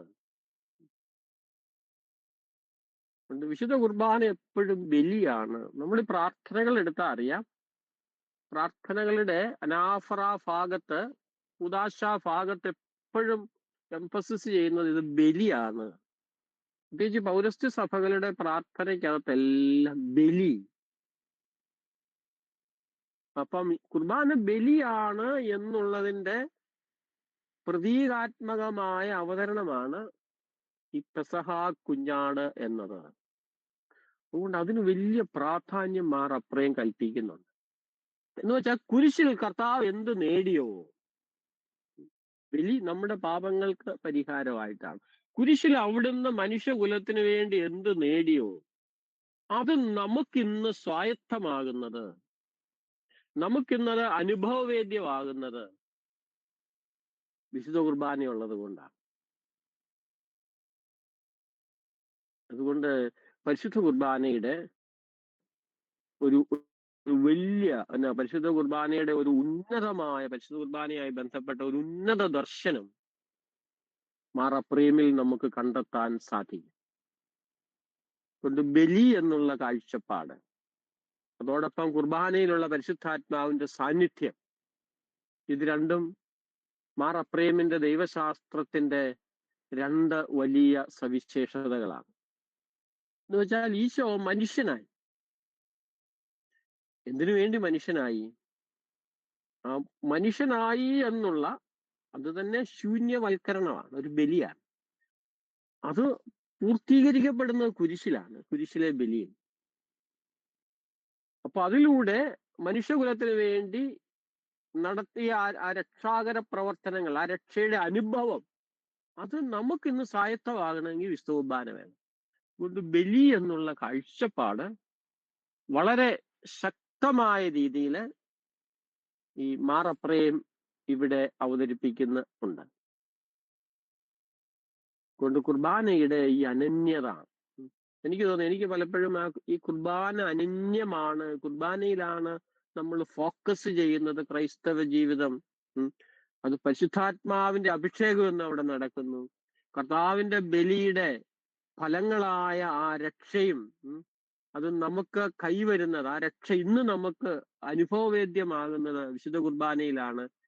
അതുകൊണ്ട് ഈ 2 ചിന്തകള്, കുർബാനയെ സംബന്ധിച്ചുള്ള ഈ 2 വലിയ ചിന്തകള് മാർ അപ്രേമിന്റെ വലിയ സംഭാവനയാണ്. ഇപ്പം ഇത് രണ്ടും ചോദ്യം ചെയ്യപ്പെടുന്ന കാലമാണ്. നമ്മൾ ഈ പെന്റക്കോസ്റ്റൽ സെക്റ്റുകൾ എടുക്കുമ്പം അവർക്ക് സംഭവിക്കുന്ന അബദ്ധങ്ങൾ 2 ഇതാണ്. ഞാൻ മുമ്പേ പറഞ്ഞ പോലെ പരിശുദ്ധാത്മാവിന്റെ സഭയെ നടത്തി മാറ്റി വേറെ നാളെ കുദാശകളിൽ നിന്ന് നടത്തി മാറ്റി പരിശുദ്ധാത്മാവിനെ അവതരിപ്പിക്കുക. പിന്നെ പ്രൊട്ടസ്റ്റന്റ് സഭകളുടെയും ഒരു പ്രശ്നം ഇതാണ്, ആൾക്കാരെ നടക്കുന്ന ആ കുർബാന അത് ബലിയാണെന്നുള്ള ആ ദർശനം അവർക്കില്ല. കുരിശിൽ ബലിയർപ്പിച്ച് നമ്മളെ രക്ഷിച്ചെങ്കിൽ ആ ബലി ഇന്നും നമുക്ക് അനുഭവവേദ്യമാകണം. ആ രക്ഷ ഇന്ന് നമ്മുടെ കയ്യിലെത്തണം. ആ രക്ഷ സ്വായത്തമാക്കാൻ നമുക്ക് സാധിക്കണം. അതുകൊണ്ട് വിശുദ്ധ കുർബാന എപ്പോഴും ബലിയാണ്. ഈ നമ്മളെ വിശുദ്ധ കുർബാനയിലുള്ള ഈശോയുടെ സാന്നിധ്യത്തെ കുറിച്ച് പറയുമല്ലോ. ഈ സാന്നിധ്യം, അപ്പത്തിലുള്ള സാന്നിധ്യം, വീഞ്ഞിലുള്ള സാന്നിധ്യം, ആ സാന്നിധ്യം എന്ന് പറയുന്നത് ബലിയുടെ ഇഫക്റ്റാണ്. ഇത് ബലിയാണെന്ന് അംഗീകരിച്ചു കഴിയുമ്പോൾ അതാൽ തന്നെ അത് കർത്താവിന്റെ ശരീരവും രക്തമാണ്. അതൊരു വലിയ പ്രതീകമായിട്ട് നിൽക്കുക. അതുകൊണ്ട് ആ അർത്ഥത്തിൽ വേണം സാന്നിധ്യത്തെ കാണാൻ. ബലിയാണെന്ന് അംഗീകരിച്ചു കഴിഞ്ഞാൽ, ബലിയായിട്ട് എനിക്ക് അനുഭവവേദ്യമാകണമെങ്കിൽ അത് ശരീരവും രക്തമായിരിക്കണം. അവിടെ കർത്താവിന്റെ സാന്നിധ്യം അവിടെയുണ്ട്. അങ്ങനെ ഒരു ഉന്നതമായ ദർശനം മാമോദീസായെ കുറിച്ചുള്ളതും വിശുദ്ധ കുർബാനയെ കുറിച്ചുള്ളതുമായ ഉന്നതമായ ഒരു ദർശനം മാർ അപ്രേം പ്രദാനം ചെയ്യുന്നുണ്ട്. അതുകൊണ്ട് അതേക്കുറിച്ച് എനിക്ക് ഇന്ന് നിങ്ങളോട് പറയാനുള്ള ഇതാണ്. ഇന്നത്തെ ലോകത്ത് ഇതൊരു എന്താണ്, ഈ കുദാശകളുടെ ദൈവശാസ്ത്രം മിനിമൈസ് ചെയ്തു പോവാ. കുദാശകളുടെ ദൈവശാസ്ത്രത്തിന്റെ ശക്തി കുറഞ്ഞു പോവാ. ശക്തി കുറഞ്ഞു പോകുന്നതിന് കാരണം പ്രൊട്ടസ്റ്റന്റ് സഭകളും അതിനുശേഷവുമുള്ള സഭകളുടെ ഒരു ഇൻഫ്ലുവൻസിന്റെ ഫലമായിട്ടാണ്. അതുകൊണ്ട് ഇന്നത്തെ കാലഘട്ടത്തില് മാർ അപ്രേമിന്റെ ആ ദൈവശാസ്ത്രം പുനരവതരിപ്പിക്കപ്പെടേണ്ടത് ഒരാവശ്യമാണ്. അതിന്റെ കാലിക പ്രസക്തിയെക്കുറിച്ചാണല്ലോ ഞാൻ പറഞ്ഞത്. അതുകൊണ്ട് ആ കുദാശകളുടെ ദൈവശാസ്ത്രത്തിന്റെ ശക്തി മാർ അപ്രേമിൽ അങ്ങേയറ്റം നമുക്ക് കാണാൻ സാധിക്കും. ഈ കുദാശ ഉള്ളത് കൊണ്ടാണ് ഞാൻ നേരത്തെ പറഞ്ഞത് സഭയുള്ളത്. കുദാശയില്ലാത്ത സഭയോ പരിശുദ്ധാത്മാവില്ലാത്ത സഭയോ ഇത് സഭയാകുന്നില്ല. അതുകൊണ്ട് പരിശുദ്ധാത്മാവ് കുദാശകളിലുണ്ട്, ആ കുദാശകള് സഭയിലാണ്. ഈ 3 കാര്യങ്ങള് ഞാൻ കുറച്ച് മുമ്പ് പറഞ്ഞതുപോലെ പരസ്പര ബന്ധിതമായി മനസ്സിലാക്കാനായിട്ട് നമുക്ക് സാധിക്കണം.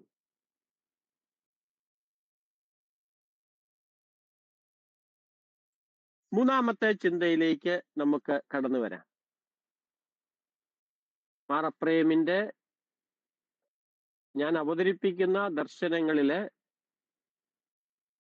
മൂന്നാമത്തെ കാര്യം, അത് മറ്റൊന്നുമല്ല, ഒരു അസെറ്റിക് ഐഡിയൽ സുറിയാനി സഭയിലുണ്ട്. അസെറ്റിക്, നമ്മള് അസെറ്റിക് എന്ന് വെച്ചാൽ താപസ ജീവിത ശൈലി, ഒരു താപസ ശൈലി. മാർ അപ്രേമിൽ അത് വളരെ നന്നായിട്ടുണ്ട്. മാർ അപ്രേമിന് തൊട്ട് മുമ്പ് ജീവിച്ച അഫ്രാത്ത് എന്നുള്ള സുറിയാനി സഭാപിതാവിലും അത് നന്നായിട്ടുണ്ട്. ശൈലി, താപസ ശൈലി. ഇത് സുറിയാനി ദൈവശാസ്ത്രത്തിന്റെ ഒരു പ്രത്യേകതയാണ്. അത് ആദിമ സഭയിൽ വളരെ വ്യക്തമാണ്. താപസ ശൈലി എന്ന് പറയുന്നത് ഒന്ന് പ്രാർത്ഥനയാണ്, പ്രയർ. 2 ഉപവാസമാണ്, ഫാസ്റ്റിംഗ്. 3-ത്തേത് ദാനധർമ്മമാണ്, ആംസ് ഗിവിങ്. നമ്മൾ ആ നിലയ്ക്ക് എടുത്താൽ മതി. ഇനി പ്രപഞ്ചത്തോട് തന്നെ ഞാൻ ആരംഭത്തിൽ പറഞ്ഞ പോലെ ഒരു പോസിറ്റീവ് അപ്രോച്ച് ഉണ്ട്. നമ്മുടെ കാലഘട്ടത്തിന്റെ പ്രശ്നം അത് തന്നെയല്ലേ. ഞാൻ ആരംഭത്തിൽ പറഞ്ഞ പോയിന്റിലേക്ക് ഞാനൊന്ന് തിരികെ പോവാണ്. പ്രപഞ്ചത്തോടുള്ള ഒരു പോസിറ്റീവ് അപ്രോച്ച്, അതുള്ളപ്പം തന്നെ ഒരു താപസ ശൈലിയുണ്ട്. ഞാൻ ഓർക്കുക, നമ്മുടെ ലോകം എന്ന് വെച്ചാൽ നമ്മള് പ്രപഞ്ചത്തെ ഇല്ലാതാക്കുന്നവരാണ്. ഈ പ്രകൃതിയെ തന്നെ ഇല്ലാതാക്കുകയല്ല. അതുകൊണ്ടാണ് ഞാൻ ഇടയ്ക്ക് വിട്ടുപോയ ഒരു കാര്യം ഇതാണ്. മാർ അപ്രേം എന്ന് പറയുന്ന ആളാണ് എക്കോ തിയോളജിയുടെ ഒരു മധ്യസ്ഥൻ എന്ന് വേണേ പറയാം. ഈ പ്രപഞ്ചത്തിന്റെ മനോഹാരിത എടുത്തു കാണിക്കുകയാണ്, പ്രപഞ്ചത്തിന്റെ നന്മ എടുത്തു കാണിക്കുകയാണ്. ഈ ധാർമ്മികത എന്ന് പറയുന്നത് പോലും അത് പ്രപഞ്ചത്തോട് ബന്ധപ്പെട്ട നാച്ചുറൽ മൊറാലിറ്റി. അതുകൊണ്ട് എഫ്രൈം അതിന്റെ എല്ലാം ആളാണ്, അതിന്റെ എല്ലാം മധ്യസ്ഥനായിട്ട് നമുക്ക് എടുത്തു കാണിക്കാൻ പറ്റും. അതുകൊണ്ട് ഈ താപസ ശൈലി എന്ന് പറയുന്നത് ഒരു നാച്ചുറൽ ലൈഫാണ്. സുറിയാനി സഭയിൽ അത് നന്നായിട്ടുണ്ടായിരുന്നു, നാച്ചുറൽ ലൈഫ്. ഒന്ന്, സുറിയാനി ദൈവശാസ്ത്രം തന്നെ നാച്ചുറൽ ലൈഫാണ്, അതിന് പ്രാധാന്യം കൊടുക്കുന്നു. അതുകൊണ്ട് ഇന്ന് നമ്മൾ ഒത്തിരി കഷ്ടപ്പെട്ട് പറയുന്ന ഒരു ദൈവശാസ്ത്രമാണ്. ലോകം മുഴുവൻ ഇങ്ങനെ കുത്തഴിഞ്ഞ് ലോകം മുഴുവൻ ഇങ്ങനെ ഇല്ലാതായിക്കൊണ്ടിരിക്കുമ്പോഴേ, നമ്മൾ തന്നെ പ്രപഞ്ചത്തിന്റെ ഹിംസകരായി ജീവിക്കുമ്പോഴേ, ഈ പിതാക്കന്മാരുടെ ദൈവശാസ്ത്രത്തിന് ഒത്തിരി അർത്ഥമുണ്ട്, പ്രത്യേകിച്ച് മാറപ്രേമിന്റെ ഈ ദൈവശാസ്ത്രത്തിന്. നമ്മൾ പ്രകൃതിയെ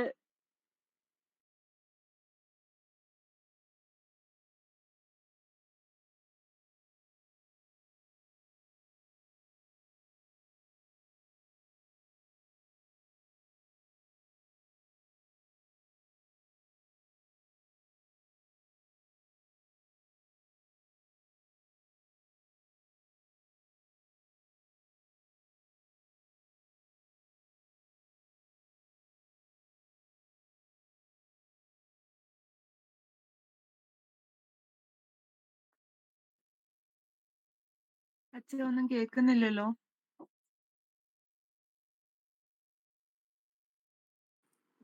നെറ്റ് പോയെന്ന് തോന്നുന്നു.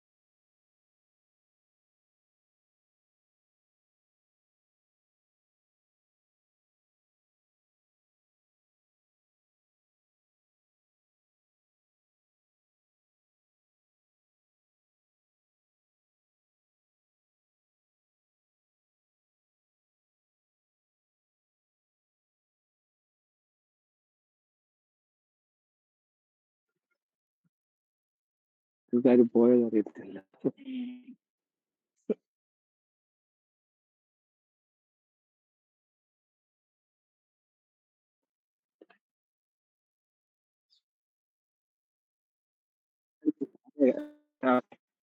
ഓക്കെ, സോറി കേട്ടോ, അതിന്റെ കണക്ഷൻ പോയതാണ്.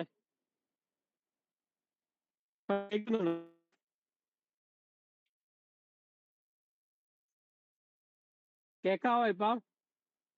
ഹലോ ഹലോ, കേക്കാം അച്ഛാ, കേക്കാം. കേൾക്കാം. എന്റെ കണക്ഷൻ ഇവിടെ പോയേ. സോറി കേട്ടോ, നിങ്ങൾ ബുദ്ധിമുട്ടിച്ചല്ലേ.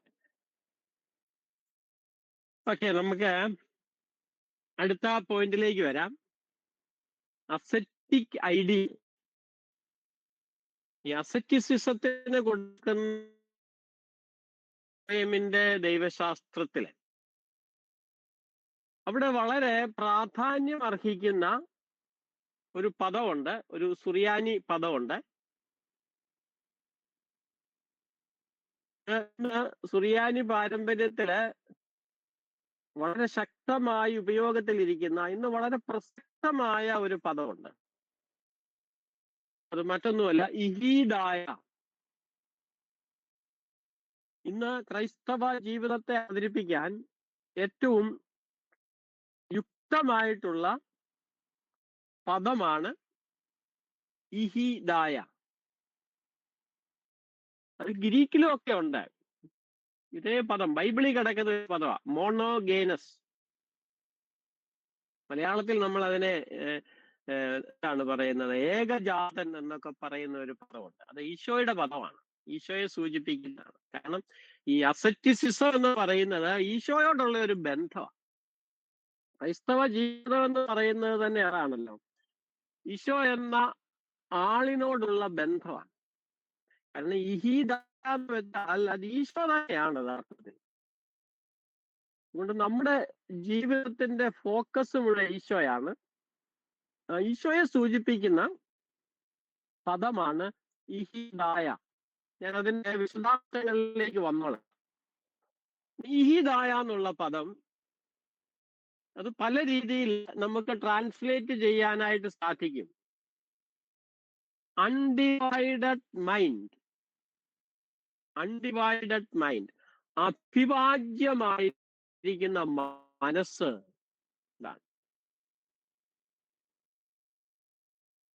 ശരിക്കും മനസ്സ് വിഭജിക്കപ്പെടുന്നതാണ് പാപം. മനസ്സ് ദൈവത്തിലായിരിക്കുമ്പം അവിഭാജ്യമാണ്. മനസ്സ് ദൈവത്തിൽ നിന്നകലുമ്പം വിഭജിക്കപ്പെടുക.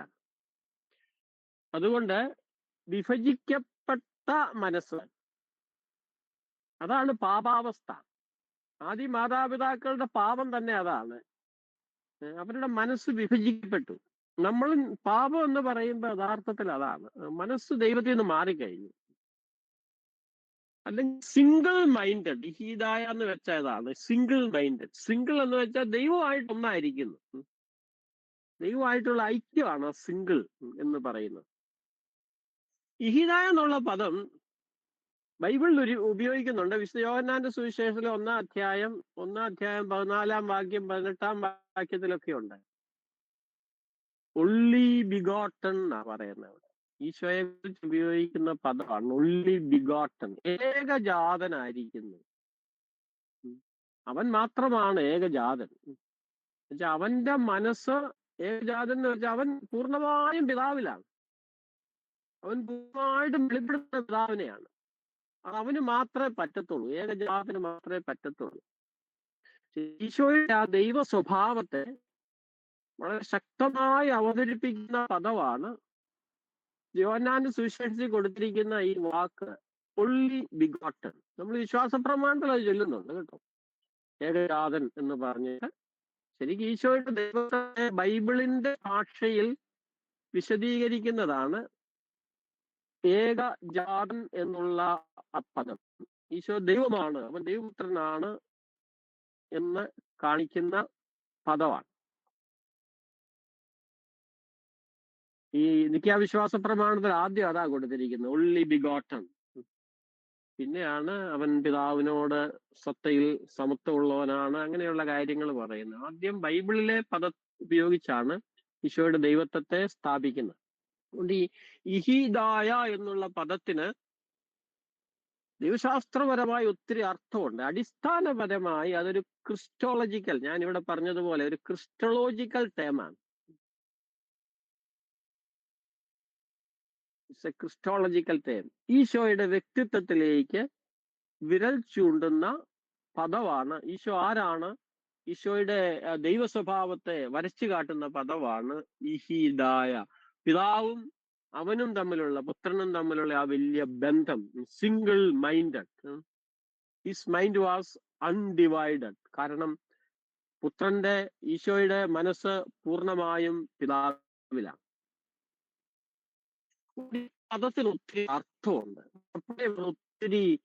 ഒത്തിരി പല പ്രാവശ്യം അതിനെക്കുറിച്ച് പറയുന്നുണ്ട്. എഫ്രൈമിന്റെ ചിന്തകളില് വളരെ പ്രാധാന്യം അർഹിക്കുന്ന ചിന്തയാണ് ഇഹീദായ എന്നുള്ളത്.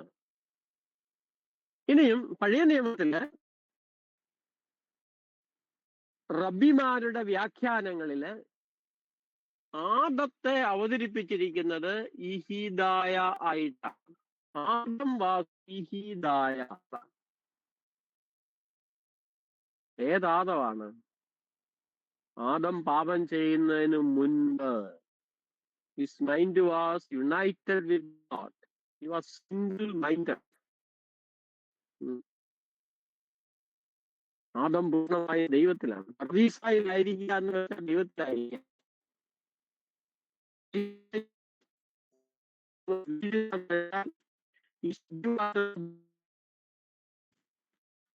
അതുകൊണ്ട് ബിഫോർ ഹിസ് ഫോൾ വാസ് ഇഹീദായ. ആദം വീണു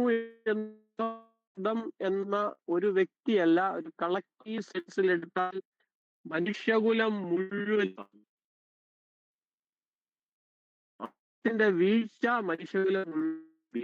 അതുകൊണ്ട് പിതാവായ ദൈവ ബന്ധം നമുക്ക് നഷ്ടപ്പെട്ടു. പിതാവായ ദൈവമായിട്ടുള്ള ബന്ധം നമുക്ക് പോയി. നമ്മൾ വീണു, ഐക്യം നമുക്ക് പോയി. സിംഗിൾ മൈൻഡഡ് സ്റ്റേറ്റ് അത് നമുക്ക് ഏതാണ്ട് ഇല്ലാതാകുക ചെയ്യും. അതുകൊണ്ട് ആദത്തിന്റെ വീഴ്ച എന്ന് പറയുന്നത് ആദം നോ മോർ ഇഹീദായ, ഹി ലോസ് ദാറ്റ് സ്റ്റേറ്റ്. അതുകൊണ്ട് അത് റെസ്റ്റോർ ചെയ്യണം. അതുകൊണ്ടാണ് ഈശോ വരുന്നത്. ആദം വീഴുന്നതിന് മുൻപുള്ള അവസ്ഥ പുനഃസ്ഥാപിക്കാൻ വേണ്ടിയാണ് ദൈവപുത്രൻ മനുഷ്യനായത്. അതുകൊണ്ട് ആദം ഇഹീദായ ആയിരുന്നത് പോലെ യഥാർത്ഥ ഒരു ഇഹീദായ ഈ ലോകത്തിലേക്ക് കടന്നു വന്നാലേ വീണ മനുഷ്യനെ രക്ഷിക്കാൻ പറ്റുകയുള്ളൂ. വി നീഡ് എ പെർഫെക്റ്റ് ഇഹീദായ in this world. We need a perfect ഇഹീദായ. അതുകൊണ്ട് യഥാർത്ഥ ഇഹീദായ ആയിട്ട് ഈശോ കടന്നു വന്നു. Is the only begotten. ഇത് ഈ പൗലോസിലൊക്കെ പറയുന്നുണ്ട് കേട്ടോ. പൗലോസ്ലീഹ പറയുന്നുണ്ട്, നിങ്ങളുടെ ഹൃദയം അവിഭാജ്യമായിരിക്കട്ടെ. ഹൃദയം വിഭജിക്കപ്പെടുമ്പോൾ ദൈവത്തിൽ നിന്ന് നമ്മൾ മാറി, നമ്മുടെ ഇഹീദായ സ്റ്റേറ്റ് ഇല്ലാതായി. അതുകൊണ്ട് നമ്മുടെ ഹൃദയം എപ്പോഴും അവിഭാജ്യമായിരിക്കണം. നമ്മൾ ആ അവസ്ഥയിലേക്ക് വരണം. അതുകൊണ്ട് സുറിയാനി ആത്മീയതയില് വലിയ പ്രാധാന്യത്തോടെ അവതരിപ്പിക്കുന്ന ഒരു പ്രത്യേക പദമാണ് ഇഹീദായ എന്നുള്ളത്. അതുകൊണ്ട് നമ്മൾ ഓരോരുത്തരും ഇഹീദായ ആയിട്ട് തീരണം. രക്ഷ എന്ന് പറയുന്നത് അതാണ്. അതുകൊണ്ട് രക്ഷ എന്ന് പറയുന്നത്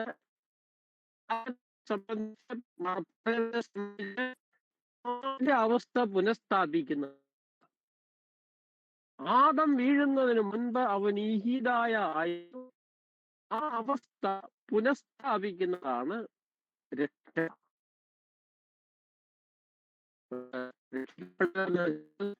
നമ്മൾ ഓരോരുത്തരും ഇഹീദായ ആയിട്ട് മാറുക. അത് നമുക്ക് സാധ്യമായത് ഈശോ എന്ന ഇഹീദായ കടന്നു വന്നത് കൊണ്ടാണ്. ഈശോ ഇഹീദായ അല്ലെങ്കിൽ നമ്മൾ ഈഹീദായ ആയി തീരുന്നില്ല. അതുകൊണ്ട് രക്ഷ എന്ന് വെച്ചാൽ നമ്മൾ എല്ലാവരും ഈഹീദായ ആയിട്ട് തീരണം. എങ്ങനെയാണ് നമ്മൾ ഈഹീദായ ആയിട്ട് തീരുന്നത്? ഓരോ ക്രൈസ്തവനും നമ്മുടെ ജീവിതം അതാണ്. നമ്മുടെ മനസ്സ് എപ്പം വിഭജിക്കപ്പെടുന്നു അപ്പം നമ്മൾ പാപികളാണല്ലോ. Already we are sinners because നമ്മുടെ മനസ്സ് വിഭജിക്കപ്പെട്ടു പാപത്തിലൂടെ, ആദത്തിന്റെ പാപത്തിൽ കൂടി. അതുകൊണ്ട് ആദിമ അവസ്ഥ പുനഃസ്ഥാപിക്കണം. അത് സാധ്യമാക്കി തീർത്തത് ഈശോ എന്ന ഇഹീദായി കൂടിയാണ്. ഇനി അത് നമുക്ക് എങ്ങനെ സാധിക്കുന്നത്? V put on Christ. ക്രൈസ്തവ ജീവിതം എന്ന് പറയുന്ന അതാണ്. നമ്മൾ എപ്പോഴും മനസ്സിലാക്കേണ്ട കാര്യമാണ്. ക്രൈസ്തവ ജീവിതം എന്ന് പറയുന്ന എപ്പോഴും ഈശോയിലുള്ള ജീവിതമാണ്, ക്രൈസ്റ്റിലുള്ള ജീവിതമാണ്, ക്രിസ്തുവിലുള്ള ജീവിതമാണ്. എപ്പോഴും അവനിലേക്കാ നമ്മൾ നീങ്ങുന്നത്. കാരണം അവൻ ഇഹീദായ, അവനിലായിരിക്കുന്ന ഓരോ വ്യക്തിയും ഈ ഇഹീദായ ആയിട്ട് തീരുക. ഈശോ മിശിഹായിലായിരിക്കുന്ന ഓരോ വ്യക്തിയും ഇഹീദായ ആകുക. നമ്മൾ എന്തുമാത്രം ഈശോയിലായിരിക്കുന്നു, ആ ഈശോയിലായിരിക്കുന്നത് വഴി ഈശോയിൽ കൂടി നമ്മുടെ പിതാവായ ദൈവത്തിലായിരിക്കുക. അതാണ് ക്രൈസ്തവ ജീവിതം. ഈ ക്രൈസ്തവ ജീവിതത്തെ അതിമനോഹരമായിട്ട് അവതരിപ്പിക്കുന്ന, ക്രൈസ്തവ ജീവിതത്തെ അതിമനോഹരമായിട്ട് ആവിഷ്കരിക്കുന്ന പദമാണ് ഇഹീദായ. കൊണ്ട് നമ്മൾ ഈശോയിലായിരിക്കുന്നു. ഈശോയിലായിരിക്കുക എന്ന് വെച്ചാൽ ഈ പുട്ട് ഓൺ ക്രൈസ്റ്റ്, ക്രിസ്തുവിനെ ധരിക്കുക. ഈ ക്രിസ്തുവിനെ ധരിക്കുക എന്ന് പറയുന്ന അതിന്റെ കൂടെ നമുക്ക് പറയാം we put on the Holy Spirit ആണ്. We put on the spirit. ഈശോയിലായിരിക്കുന്നവൻ, പരിശുദ്ധാത്മാവിലായിരിക്കുന്നവൻ. കാരണം പരിശുദ്ധാത്മാവ് ഈശോയുടെ ആത്മാവാണ്. നമ്മൾ ഈദായ ആയിട്ട് തീരും. നമ്മൾ സ്വർഗത്തിലേക്ക് പർദീസ പുനഃസ്ഥാപിക്കപ്പെടുക. ആദത്തിന് ഈഹീദായ സ്റ്റേറ്റ് നഷ്ടപ്പെട്ടപ്പോൾ പർദീസ നഷ്ടപ്പെട്ടു. അതുകൊണ്ട് പർദീസ പുനഃസ്ഥാപിക്കുക, നമ്മൾ റിട്ടേൺ ചെയ്യുക.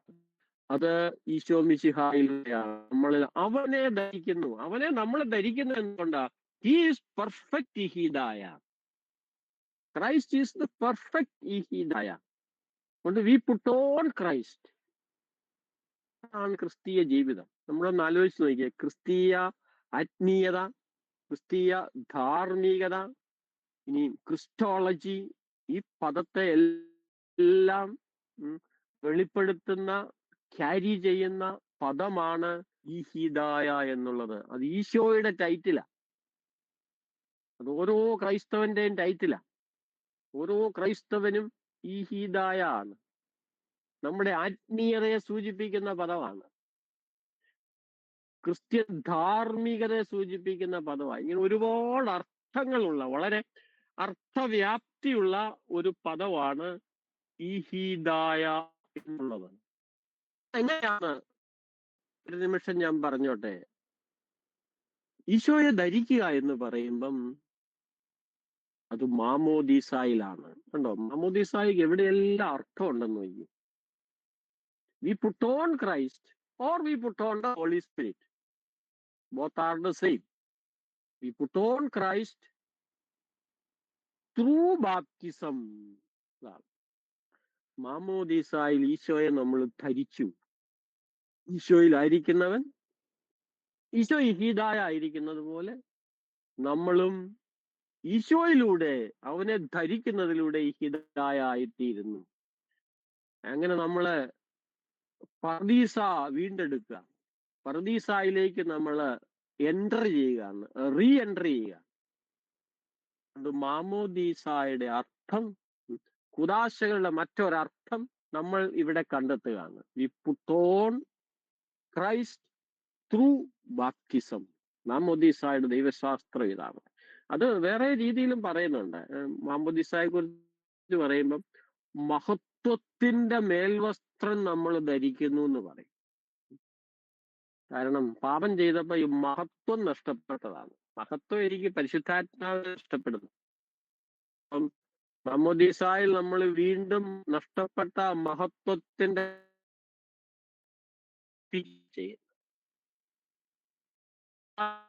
പദത്തിന് ഒത്തിരി അർത്ഥമുണ്ട്. പക്ഷെ ഈ മാമോദീസായിലെ സുറിയാനി സഭയിൽ ആദ്യകാലത്ത് വരെ മാമോദീസായോട് ഒരു വ്രതം കൂടി എടുക്കുമായിരുന്നു. സുറിയാനി സഭയിൽ അത് പ്രധാനപ്പെട്ട കാര്യം. ഞങ്ങള് താപസരായി ജീവിച്ചോളാമെന്നുള്ള ഒരു തീരുമാനം അവരെടുക്കുമായിരുന്നു. ഒരു താപസ ശൈലി ഞങ്ങൾ സ്വീകരിച്ചോളാം. അതുകൊണ്ട് അങ്ങനെ ഒരു കാര്യം ഉണ്ടായിരുന്നു. അതുകൊണ്ടാ ഈ താപസരെ ഇഹിദായ എന്ന് വിളിക്കാൻ തുടങ്ങി. ഇന്ന് പെട്ടെന്ന് ഇഹിദായ എന്ന് വെച്ചാൽ താപസരെന്നാ ഉദ്ദേശിക്കുന്നത്. അത് ഇന്നത്തെ ഒരർത്ഥമാണ്. അതിന്റെ ഒറിജിനലായ അർത്ഥം ഇതാണ്: ഒന്നാം ആദം അവൻ പാപത്തിന് മുമ്പ് ഇഹിദായ ആയിരുന്നു. അവന്റെ ഇഹിദായ സ്റ്റേജ് പാപത്തിലൂടെ നഷ്ടപ്പെട്ടു. ഈശോ യഥാർത്ഥ ഇഹിദായ ആയിട്ട് കടന്നു വന്നു. അതുകൊണ്ട് മാമോദീസായിൽ ഈശോയെ ധരിക്കുന്ന ഓരോ വ്യക്തിയും ഇഹിദായ ആയിട്ട് തീരുന്നു. അതാ നമ്മുടെ രക്ഷ. അതുകൊണ്ട് ഈ ഹിദായ ക്രമേണ ഒരു അസെറ്റിക് ഐഡിയൽ ആയിട്ട് അങ്ങ് മാറി. കാരണം മാമോദീസായോടനുബന്ധിച്ച് ഇവരൊരു അസെറ്റിക്കൽ ലൈഫ് അങ്ങ് തിരഞ്ഞെടുക്കും. അത് സുറിയാനി സഭയുടെ ഒരു പ്രത്യേകതയാണ്. അതുകൊണ്ട് ഈ ഹിദായ എന്നുള്ള പദം വിശുദ്ധ മാമോദീസായുടെ പരമായ അർത്ഥത്തെ മുമ്പേ പറഞ്ഞ പോലെ എല്ലാ സ്ഥലങ്ങളുമായിട്ട് അതിന് ബന്ധമുണ്ട്. Christology, baptism, spirituality, Christian mysticism, Christian morality, ഇതിനെല്ലാം ക്യാരി ചെയ്യുന്ന ഒരു സുറിയാനി പദമാണ് ഈ ഹിദായ. ഞാൻ കൺക്ലൂഷനായിട്ട് ഇത് മുന്നേം കൂടി കൺക്ലൂഡ് ചെയ്ത് പറഞ്ഞ് നിർത്തുകയാണ്. എഫ്രൈമിന്റെ ദൈവശാസ്ത്രം നിങ്ങൾ ചിന്തിക്കേണ്ടത് ഇന്ന് ഇതെന്ത് പ്രസക്തമായിരിക്കുന്നു. ഒറ്റ വാക്കി പറഞ്ഞാൽ ഇന്ന് ഒരു വിശാലമായ ഏഷ്യ ഭൂഖണ്ഡത്തിൽ വളരെ പ്രത്യേകമായി ഇന്ത്യയിൽ അവതരിപ്പിക്കാൻ പറ്റിയ ഒരു വലിയ ദൈവശാസ്ത്രമാണ്. കാരണം ഈ ദൈവശാസ്ത്രം ഉണ്ടായത് തന്നെ ഏഷ്യയിൽ.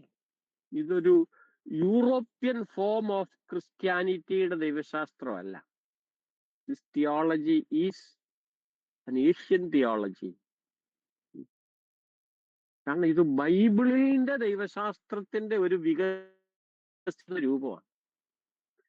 ഇത് യഹൂദ ക്രൈസ്തവ ദൈവശാസ്ത്രമാണ്. ഇത് സെമറ്റിക് സംസ്കാരത്തിൽ ഉരുത്തിരിഞ്ഞ ഒന്നാണ്. അതുകൊണ്ട് ഒരു ഏഷ്യൻ തിയോളജി ആയിട്ട് നമ്മുടെ ഈ ലോകത്ത്, വളരെ പ്രത്യേകിച്ച് നമ്മൾ ജീവിക്കുന്ന ഇന്ത്യയിൽ, നമ്മൾ അങ്ങേയറ്റം ന്യൂനപക്ഷമായിരിക്കുന്നിടത്ത് ഒരു ക്രൈസ്തവ വിശ്വാസത്തെ അതിമനോഹരമായിട്ട് അവതരിപ്പിക്കാൻ പറ്റിയ ദൈവശാസ്ത്രമാണ് മാർ അപ്രേമിന്റെ ദൈവശാസ്ത്രം. അതെന്തുകൊണ്ടാണ്?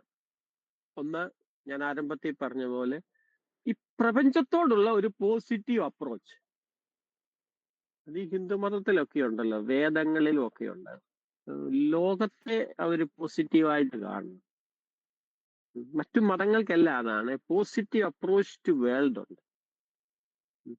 മതങ്ങളെല്ലാം പ്രപഞ്ചത്തിനൊരു പ്രാധാന്യം കൽപ്പിക്കുന്നുണ്ട്. അപ്രേമിന്റെ ദൈവശാസ്ത്രം എപ്പോഴും a positive approach to this world. അതുകൊണ്ട് ഈ ദൈവശാസ്ത്രം ഇന്ന് വളരെ പ്രസക്തമാണ്, പ്രത്യേകിച്ച് നമ്മുടെ ഇന്നത്തെ സംസ്കാരത്തിൽ.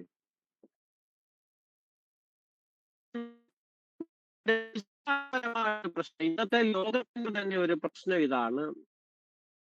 പ്രൊട്ടസ്റ്റന്റ് പെന്തക്കോസ്ത് സഭകളും ഒക്കെ വളരുമ്പോൾ ഈ സഭയുടെ കൗദാശിക സ്വഭാവം മിനിമം. അവർക്ക് സഭയുടെ കൗദാശിക സ്വഭാവം കുറഞ്ഞു പോകുന്നതിന് കാരണം കൂദാശകളെ കുറിച്ചുള്ള കാഴ്ചപ്പാട് മിനിമമാണ്.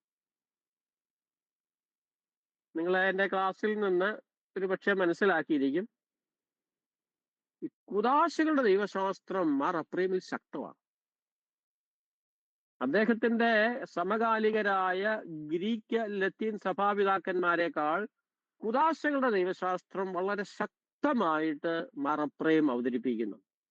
a strong sacramentology, a strong sense of the sacraments. അത് ഇന്നത്തെ ലോകത്ത് അത് അറിയാതെ മിനിമം ആയി പോവാ. ഒരു കാര്യം ഓർക്കണം, ഇത് ബൈബിളിന്റെ അടിസ്ഥാനത്തിൽ മാറപ്രയം വളർത്തിയിരിക്കുന്നതാണ്. വിശുദ്ധ ഗ്രന്ഥത്തിൽ നിന്നും ഉരുത്തിരിഞ്ഞിരിക്കുന്ന ഒരു ദൈവശാസ്ത്രമാണ്. അതുകൊണ്ട് ഈ കുദാശകളുടെ അർത്ഥം ഇന്ന് മിനിമമായി പോകുമ്പോൾ, കുദാശകളുടെ അർത്ഥം മിനിമമായി പോകുന്നത് കൊണ്ടാണ് മറ്റ് പല സഭകൾക്കും സഭയെക്കുറിച്ചുള്ള കാഴ്ചപ്പാട്, സഭയുടെ ആ കൗദാശിക സ്വഭാവം മിനിമമായി പോകും. അതുകൊണ്ട് കുദാശകളുടെ സ്വഭാവം, കുദാശകളുടെ ദൈവശാസ്ത്രം, പരിശുദ്ധാത്മാവിൽ കേന്ദ്രീകൃതമായ ഒരു ദൈവശാസ്ത്രം, അതുള്ളത് കൊണ്ടാണ് സഭ എന്നുള്ള കാഴ്ചപ്പാട്, സഭ എന്നുള്ള, ചർച്ച് എന്നുള്ള കാഴ്ചപ്പാട് മാർ അപ്രേമിൽ സ്ട്രോങ് ആയിരിക്കുന്നത്. അത് ഇന്നത്തെ കാലത്ത് ഈ പ്രശ്നങ്ങൾ പലതും ഉള്ളത് കൊണ്ട് ധാരാളം സഭകള് ഈ നെഗറ്റീവ് തലത്തിൽ ഇങ്ങനെ കാര്യങ്ങൾ അവതരിപ്പിക്കുന്നത് കൊണ്ട് മാർ അപ്രേമിന്റെ ദൈവശാസ്ത്രം അങ്ങേയറ്റം പോസിറ്റീവ് ആണ്. മൂന്നാമത് ഞാൻ അവസാനമായി പറഞ്ഞ കാര്യമാണ് ഈ ഹീദായ എന്നുള്ള കാഴ്ചപ്പാട്.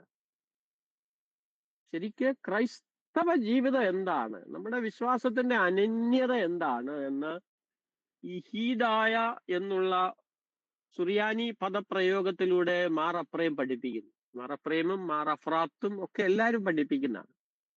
അതുകൊണ്ട് ഈ ക്രൈസ്റ്റ് ഈസ് ഈ ഹീദായ. അതുകൊണ്ട് ക്രൈസ്റ്റ് എന്ന പേഴ്സണോടുള്ള ആഴമായ ബന്ധമാണ് ക്രൈസ്തവ ജീവിതം. ക്രൈസ്തവ വിശ്വാസത്തിന്റെ അനന്യതയെ കാണിക്കുന്ന പദമാണ് ക്രിസ്റ്റോളജി. ക്രിസ്തു ആരാണ്, നമ്മുടെ ആത്മീയത എന്താണ്, മാമോദീസയുടെ അർത്ഥം എന്താണ്, ക്രിസ്ത്യൻ മിസ്റ്റിസിസം എന്താണ്, ഇതിനെ മുഴുവൻ ക്യാരി ചെയ്യുന്ന ഒരു അതിമനോഹരമായ സുറിയാനി പദമാണ് ഈ ഹീദായ. ഇന്നത്തെ കാലത്തും മറ്റുള്ളവരെ സുവിശേഷവൽക്കരിക്കുമ്പോൾ ഈ ആത്മീയത, എനിക്ക് തോന്നുന്നു ഈ ഹീദായ എന്നുള്ള കാഴ്ചപ്പാട് അത് കുറെ കൂടി ശക്തമായി നമുക്ക് ആളുകളിൽ സുവിശേഷം എത്തിക്കാൻ സാധിക്കുന്ന ഒരു പദപ്രയോഗമാണത്.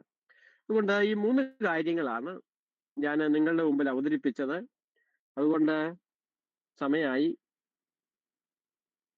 Saint Ephrem is A representative of an Asian form of Christianity. So it is our duty, we are the Syriac Churchന്റെ ഒരു ഡ്യൂട്ടിയാണ് to develop a theology of our own. നമ്മുടെ ഒരു തിയോളജി യൂറോപ്പിനല്ലാത്ത, ഗ്രീക്ക് അല്ലാത്ത തനതായ ഒരു തിയോളജി അവതരിപ്പിക്കാൻ നമുക്ക് ഓരോരുത്തർക്കും കടമയുണ്ട്. അതിന്റെ അടിസ്ഥാനമാണ് മാർ അപ്രേമി കണ്ടെത്തുന്നത്. ഇങ്ങനെ ഒരു എവാഞ്ചലൈസേഷൻ, സുവിശേഷവൽക്കരണം, ഈ തലത്തിൽ ഒരു സുവിശേഷവൽക്കരണം നടത്താൻ നമുക്ക് സാധിക്കണം. അത് നമ്മുടെ കടമയാണ്. ഇത് ഡെവലപ്പ് ചെയ്യാൻ നമുക്ക് മാത്രമേ പറ്റത്തുള്ളൂ. അതുകൊണ്ട് ഈ ദൈവശാസ്ത്രത്തിന്റെ അനന്യത അത് വളർത്തിയെടുക്കേണ്ടതാണ്. ഞാൻ പറഞ്ഞത് ചില ഫണ്ടമെന്റൽ പോയിന്റ്സ് മാത്രമാണ്. We have to reproduce it, we have to develop it more. അതാണ് ഈ തിയോളജിയുടെ അനന്യത. ഇതാണ് സുറിയാനി ദൈവശാസ്ത്രത്തിന്റെ ചില അടിസ്ഥാന പ്രത്യേകതകൾ. ബാക്കി ഒത്തിരി കാര്യങ്ങളുണ്ട്, അത് ഓരോന്നും നമ്മൾ കണ്ടെത്തേണ്ടിയിരിക്കുന്നു. അതുകൊണ്ട് സുറിയാനി ദൈവശാസ്ത്രത്തിന്റെ വളരെ അടിസ്ഥാനപരമായ 3 പ്രത്യേകതകളാണ് നിങ്ങളുടെ മുമ്പിൽ ഞാൻ അവതരിപ്പിച്ചത്. അതുകൊണ്ട് ഇനിയുള്ള സമയം ഡിസ്കഷനുള്ള സമയമാണ്. നിങ്ങൾക്ക് ചോദ്യങ്ങൾ ചോദിക്കാം.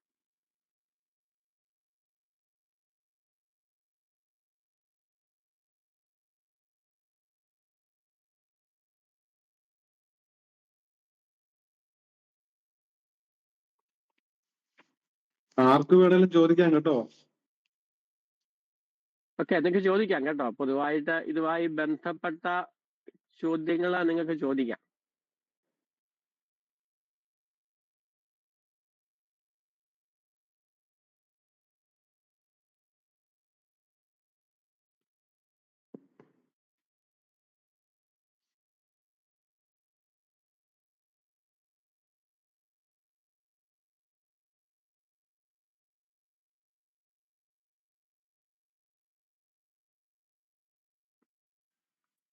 നമ്മുടെ ഫ്രാൻസിസ് പാപ്പയുടെ ലൗദാത്തോസിയൊക്കെ ഈ എബ്രാമിന്റെ ഈ പ്രപഞ്ചത്തോടുള്ള ഇതിന്റെ അകത്ത് വരുമോ അത്?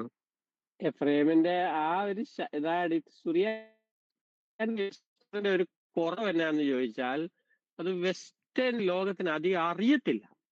അദ്ദേഹം കൂടുതലും ഫ്രാൻസിസ് അസീസിയൊക്കെയാണ് കൂടുതലും ഡിപ്പെൻഡ് ചെയ്യുന്നത്. സുറിയാനി സഭയുടെ ആ പാരമ്പര്യം അവർക്കത് അത്ര ഒരു ക്ലാരിറ്റി ഇല്ല. കാരണം ഗ്രീക്കും ലത്തീനും അവർക്ക് നിശ്ചയമാണ്. അതുകൊണ്ട് ഈ സുറിയാനി ദൈവശാസ്ത്രം ഇനിയും നമ്മൾ വളർത്തിയെടുക്കേണ്ട ഒരു സംഗതിയാണ്. പക്ഷെ ലൗദാത്തോ സിക്കകത്ത് അദ്ദേഹം ഉദ്ദേശിക്കുന്നത് പ്രപഞ്ചത്തോടുള്ള ഒരു പോസിറ്റീവ് അപ്രോച്ചാ. പക്ഷെ അതിന്റെ അടിസ്ഥാനം ഒന്നും ഒരിക്കലും സിറിയക് ഫാദേഴ്സ് അല്ല.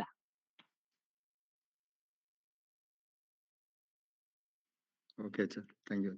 ഓക്കെ, മറ്റുള്ളവർ ചോദിക്കാം കേട്ടോ. ഈ ഹിദായ എന്ന വാക്കിനൊരു ഇംഗ്ലീഷ് ട്രാൻസ്ലേഷൻ ഉണ്ടോ? നമ്മൾ ഈ കമ്മ്യൂണിയൻ എന്ന് പറയുന്ന ആ മീനിങ് ആണോ വരുന്നത്? അത് അല്ല, ഹിദായ എന്ന് വെച്ചാൽ സിംഗിൾ മൈൻഡഡ് എന്നാണ് അതിന്റെ കറക്റ്റ് അർത്ഥം. സിംഗിൾ മൈൻഡഡ്, ഞാനും ദൈവമായി ഐക്യത്തിൽ യോജിപ്പിലായിരിക്കുന്നു എന്നുള്ള സെൻസ് ആണ്. അല്ലെ, അൺഡിവൈഡഡ് ഹാർട്ട് എന്ന് വേണേ പറയാം. ഹൃദയം അഭിവാജ്യമായിരിക്കുക. അത് ക്രൈസ്റ്റിൽ അപ്ലൈ ചെയ്യുമ്പോഴാണ് അതിനെ ഒള്ളി ബിഗോട്ടൺ, അവൻ ഏകജാതനായിരിക്കുന്നു. അത് പിതാവുമായിട്ടുള്ള ആ ബന്ധത്തിലാണ്. അതുകൊണ്ട് പല സെൻസിൽ അതിനെ നമുക്ക് അതിനെ ട്രാൻസ്ലേറ്റ് ചെയ്യാം. അത് ഇംഗ്ലീഷിൽ കൃത്യമായിട്ട് സിംഗിൾ മൈൻഡഡ്, മനസ്സ് അഭിവാജ്യമായി ദൈവത്തിൽ പൂർണ്ണമായിട്ടും ആയിരിക്കുന്ന ആ അവസ്ഥ, അതാണ് അതിന്റെ അർത്ഥം.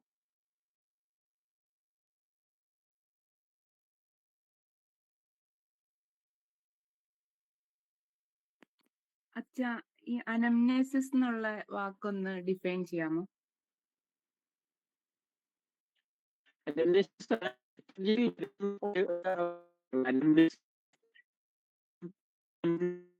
ക്ലിയർ ആവുന്നില്ല.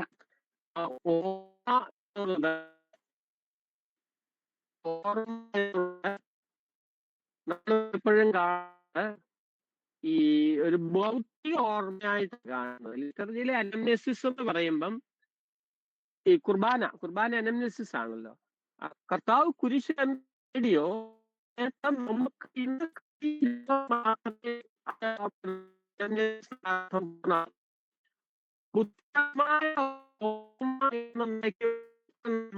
കാണുന്ന അർത്ഥമില്ല. ഈ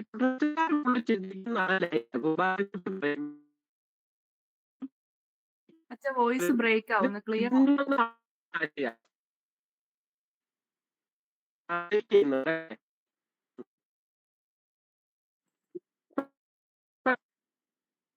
ഹലോ, ഇപ്പൊ ക്ലിയർ ആകുന്നുണ്ടോ? ഇപ്പൊ ക്ലിയർ അല്ല. അച്ഛന്റെ വോയിസ് ക്ലിയർ അല്ല അച്ഛാ, എന്തോ ലൈൻ പ്രശ്നമുണ്ട്, നെറ്റ് ലൈനിന്റെ പ്രശ്നം ഉണ്ടാകുന്നുണ്ട്. ഇപ്പൊ ക്ലിയർ ആവുന്നൂടെ പറയുമോ? ഇപ്പൊ പറഞ്ഞത് ഇതിനു മുമ്പ് പറഞ്ഞത് ക്ലിയർ ആയില്ല അച്ഛാ. ഈ അനംനെസിസ് എന്ന് പറയുന്നത് ഈ പറയുന്ന പോലെ ഒരു ബുദ്ധി വഴിയുള്ള ഒരു ഓർമ്മയാണെന്നുള്ളതല്ല. കർത്താവ് കുരിശിൽ നേടിയ കാര്യങ്ങള് അത് അതേപടി അത് റിയലൈസ് ചെയ്യണം. ആ റിയലൈസേഷൻ നടക്കുന്നതാണ് വിശുദ്ധ കുർബാന. അതുകൊണ്ട് വിശുദ്ധ കുർബാന അനംനെസിസ് എന്ന് പറയുമ്പോൾ അതൊരു യാഥാർത്ഥ്യവൽക്കരണമാണ്.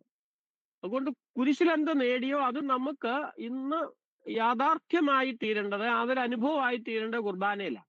അതുകൊണ്ട് അനംനെസിസ് എന്ന് പറയുമ്പം നമ്മള് കാത്തലിക് ദൈവശാസ്ത്രത്തിൽ അതിന് കൂടുതൽ ഒരു അർത്ഥമുണ്ട്. അനംനെസിസ് എന്ന് പറയുമ്പോഴത്തേക്കിന് അത് വെറും ഒരു ഇന്റലക്ച്വൽ മെമ്മറി അല്ല, അത് ബുദ്ധിയുടെ മാത്രം ഒരു ഓർമ്മയല്ല, അതൊരു യാഥാർത്ഥ്യവൽക്കരണം.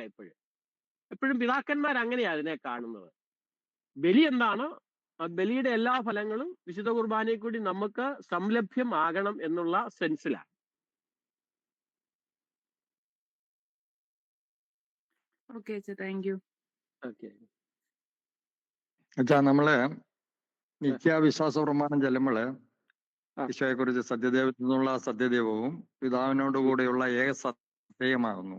ആ ഏകസത്ത എന്നുള്ളതാണ് ഇവിടെ നമ്മൾ ഈ ഹിദായ കൊണ്ട് ഏതാണ് ഉദ്ദേശിക്കുന്നത് അവിടെ? അത് നമ്മുടെ സുറിയാനി ഭാഷ കുർബാന ചെല്ലുമ്പോൾ ഏകസത്ത എന്നുള്ളത് ഒരു സത്ത എന്നുള്ള പദം ഒരു ഗ്രീക്ക് ഫിലോസഫിന്ന് എടുത്ത, പ്ലേറ്റോണിക് ഫിലോസഫിന്ന് എടുത്ത ഒരു പദമാണ്.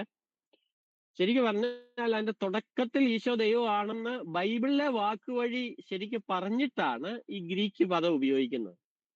അതിനു മുമ്പ് നമ്മൾ എടുത്താൽ അറിയാം പിതാവിന്റെ ഏകജാതനും എന്നുള്ള ആ ഏകജാതൻ എന്നുള്ള യോഹന്നാൻ 1:14-18 അത് അവിടെ ആദ്യം ഉപയോഗിക്കുന്നുണ്ട്.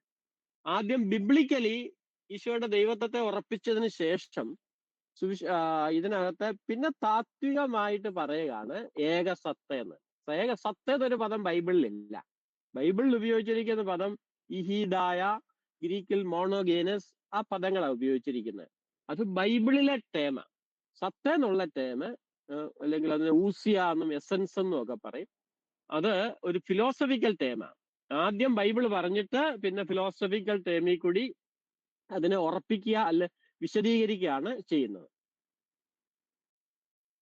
ഓക്കെ അച്ഛാ, താങ്ക് യു അച്ഛാ. ഓക്കെ,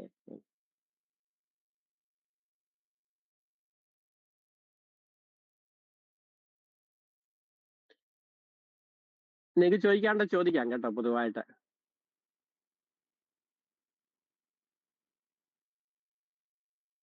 ഒരു കാര്യം, ഈ സുറിയാനി ദൈവശാസ്ത്രം ഇന്ന് ഒരു പുനർ അവതരിപ്പിക്കപ്പെടേണ്ടത് ഒരു ആവശ്യമാണ് ഇന്നത്തെ കാലത്ത് കേട്ടോ. അല്ലെ നമ്മുടെ സഭയ്ക്ക് അതിൽ തന്നെ പ്രസക്തിയില്ല.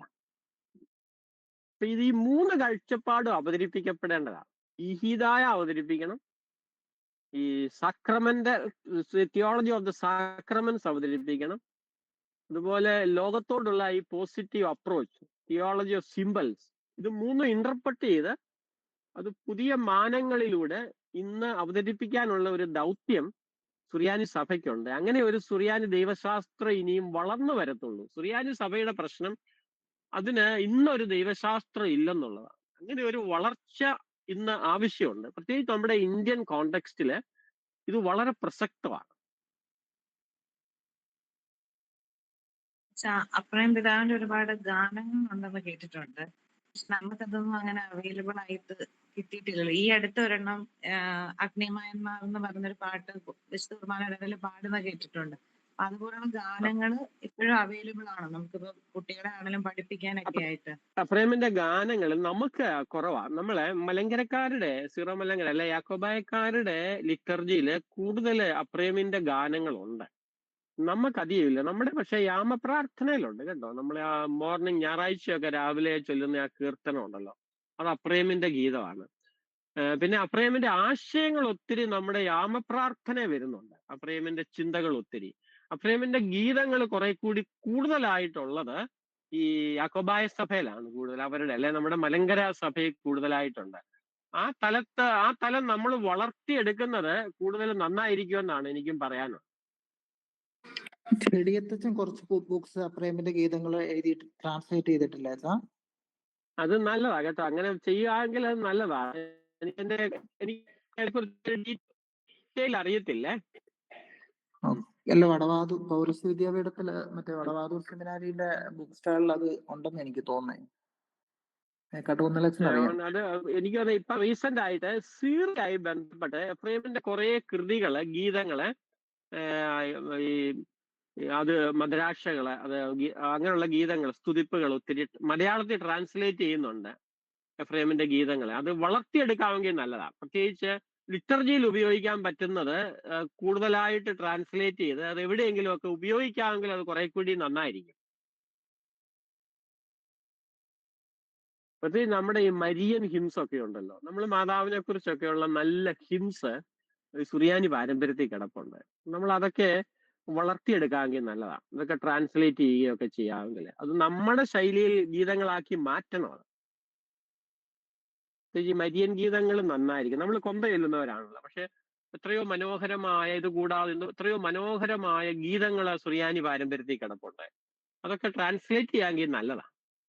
നമുക്ക് ഒത്തിരി മരിയൻ പള്ളികളില്ല. ഞാൻ പലപ്പോഴും ഓർത്തിട്ടുണ്ട് നമ്മുടെ മാതാവുമായിട്ട് ബന്ധപ്പെട്ട എന്ത് പള്ളികളുണ്ട്. ഇപ്പം ഈ യാക്കോക്കാരുടെ ഇവിടെയുണ്ട്, പിന്നെ കുർളങ്ങാട് പള്ളിയുണ്ട്, പാറപ്പള്ളിയുണ്ട്. നമുക്ക് യഥാർത്ഥത്തിൽ ഇവിടെയൊക്കെ നമ്മുടേതായ മരിയൻ ഗീതങ്ങള് ഡെവലപ്പ് ചെയ്യാമെങ്കിൽ നല്ലതാണ്. സോഴ്സുകളെ അടിസ്ഥാനമാക്കി ഒത്തിരി മരിയൻ ഗീതങ്ങളൊക്കെ ഉണ്ട്, അപ്രേമിലുണ്ട്.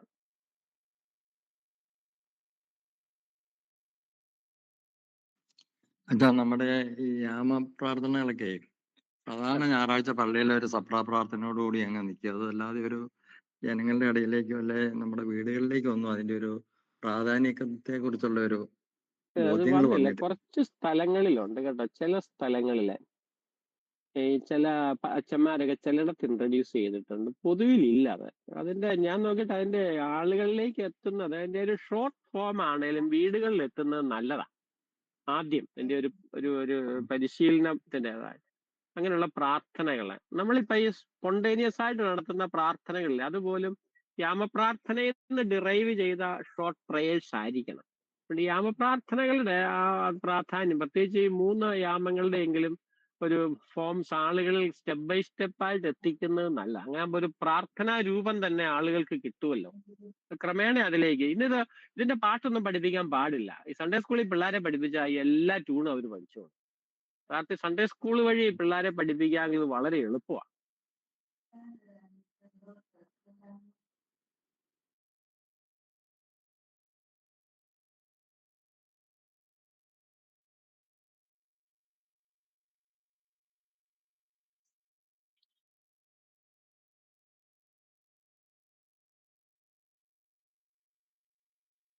നിങ്ങളെ അപ്രേമിന്റെ എന്തെങ്കിലും പുസ്തകങ്ങളൊക്കെ CD ഇപ്പം മലയാളത്തിൽ ഇറങ്ങുന്നുണ്ട്. അതൊക്കെ നിങ്ങൾ വായിക്കാമെങ്കിൽ നല്ലതാ കേട്ടോ. അപ്രേമുമായി ബന്ധപ്പെട്ട് അപ്രേമിന്റെ ഒരു ജീവചരിത്രം തന്നെ ആദ്യം പഠിക്കുന്നത് നല്ലതാണ്. ഇംഗ്ലീഷിൽ പലതുണ്ട്. ഇംഗ്ലീഷിൽ ധാരാളം പുസ്തകങ്ങളുണ്ട്.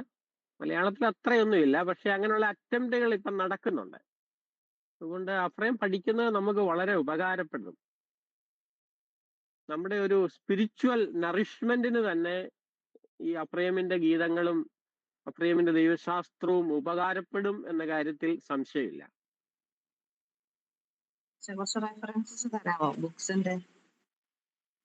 ആ ബുക്സ് നിങ്ങൾ ഒരു പുസ്തകമുണ്ട്, നിങ്ങൾ വായിക്കാമെങ്കിൽ നല്ലതാണ് കേട്ടോ. ഈ സെബാസ്റ്റ്യൻ ബ്രോക്ക് എന്നയാള്, ആ ഒരു പുസ്തകം വളരെ നല്ലതാണ്. ഇംഗ്ലീഷിൽ അത് നെറ്റിലൊക്കെ കിട്ടും. അതിന്റെ ടൈറ്റിൽ ഇതാണ്, ഓതർ സെബാസ്റ്റ്യൻ ബ്രോക്ക്, BROCK. അതിന്റെ ടൈറ്റിൽ ഇതാണ്, ഞാൻ ഇടയ്ക്ക് പറഞ്ഞ ഷഫിയ എന്ന് വെച്ചാൽ ലൂമിനസ് ഐ. ആ ഒരു പുസ്തകം വായിച്ചാൽ നമുക്ക് ഒത്തിരി ഇൻസൈറ്റ് കിട്ടും. ലൂമിനസ് ഐ, അത് നെറ്റിലുണ്ടത്. അത് മലയാളത്തില് ധർമാരാമിന്ന് പണ്ട് പബ്ലിഷ് ചെയ്തായിരുന്നു. പക്ഷെ മലയാളം വായിക്കുന്നതിനേക്കാൾ അതിനൊരു ക്ലാരിറ്റി കിട്ടുന്നത് ഇംഗ്ലീഷ് തന്നെയാണ്. അതുകൊണ്ട് സെബാസ്റ്റ്യൻ ബ്രോക്കിന്റെ ലൂമിനസ് ഐ എന്നുള്ള പുസ്തകം എനിക്ക് തോന്നുന്നത് ആർക്കും അത് ഒരു വായിക്കാവുന്ന ഒരു പുസ്തകമാണ്. എഫ്രേമിനെ കുറിച്ച് ഒരു ജനറൽ ഐഡിയ കിട്ടും. ഈ ഇംഗ്ലീഷ് വേൾഡില് എഫ്രേമിനെ കുറിച്ചുള്ള ഒരു ഐഡിയ അതൊരു പോപ്പുലറായി വന്നത് ഈ ലൂമിനസ് ഐ എന്നുള്ള സെബാസ്റ്റ്യൻ ബ്രോക്കിന്റെ പുസ്തകത്തിൽ നിന്നാണ്.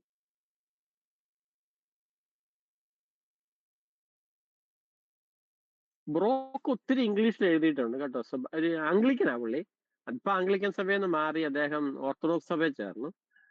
ഒറിജിനലി അദ്ദേഹം ഒരു ആംഗ്ലിക്കനാണ്. അദ്ദേഹം സുറിയാനി പണ്ഡിതനാണ്. ഈ അടുത്തയിടയ്ക്ക് ഏറ്റവും കൂടുതൽ ഓക്സ്ഫോർഡിലെ പ്രൊഫസറായിരുന്നു സുറിയാനിയുടെ.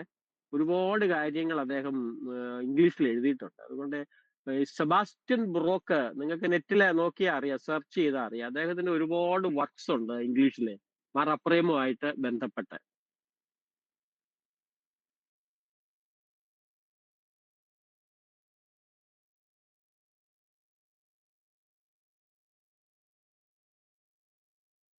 വേറെ എന്തെങ്കിലും ചോദിക്കാണ്ട് ചോദിക്കാം കേട്ടോ. നിങ്ങൾക്ക് ഈ ഞാൻ പറഞ്ഞ 3 ആശയങ്ങളെ ക്ലാരിറ്റി ഉണ്ടായിരുന്നല്ലോ അല്ലേ? ഉണ്ടായിരുന്നു അച്ഛാ, ഉണ്ടായിരുന്നു. അതൊരു ബേസിക്കായ ഒരു കാര്യങ്ങളെ ഞാൻ പറഞ്ഞിട്ടുള്ളൂ. വളരെ ബേസിക്കായ ഒരു 3 തോട്ട്സ് നിങ്ങളുടെ മുമ്പിൽ അവതരിപ്പിച്ചെന്നേ ഉള്ളൂ.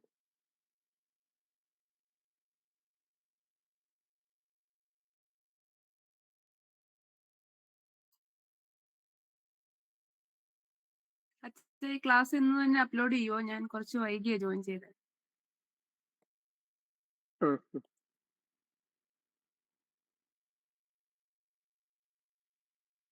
നിങ്ങളെ സെബാസ്റ്റ്യൻ ബ്രോക്ക് വായിക്കാൻ പറ്റുമെങ്കിൽ വായിച്ചോണം കേട്ടോ. അത് ഇംഗ്ലീഷിലാണ് ബ്രോക്കിന്റെ പുസ്തകങ്ങളൊക്കെ. അതുകൊണ്ട് അത് നിങ്ങൾ സെർച്ച് ചെയ്യുന്നത് നല്ല. ഇങ്ങനെ ഈ തലങ്ങളിലൊക്കെ നിങ്ങൾ തിയോളജി ഒക്കെ പഠിക്കുന്നെങ്കിൽ തീസിസും ഒക്കെ എഴുതുമ്പം ഈ അപ്രയം എടുക്കുന്നത് വളരെ നല്ലതാണ് കേട്ടോ. ഒരുപാട് നമുക്ക് ഉപകാരപ്പെടും. നമുക്ക് ഒത്തിരി നമ്മളെ സ്പിരിച്വലായും നമ്മളെ ഒത്തിരി നറിഷ് ചെയ്യും. അതുകൊണ്ട് നിങ്ങൾ തിയോളജി ഒക്കെ പഠിക്കുമ്പം ഇങ്ങനെയുള്ള പേപ്പറുകളൊക്കെ എടുക്കുന്നത് നല്ലതാണ്. അത് വളരെ ഉപകാരപ്പെടും.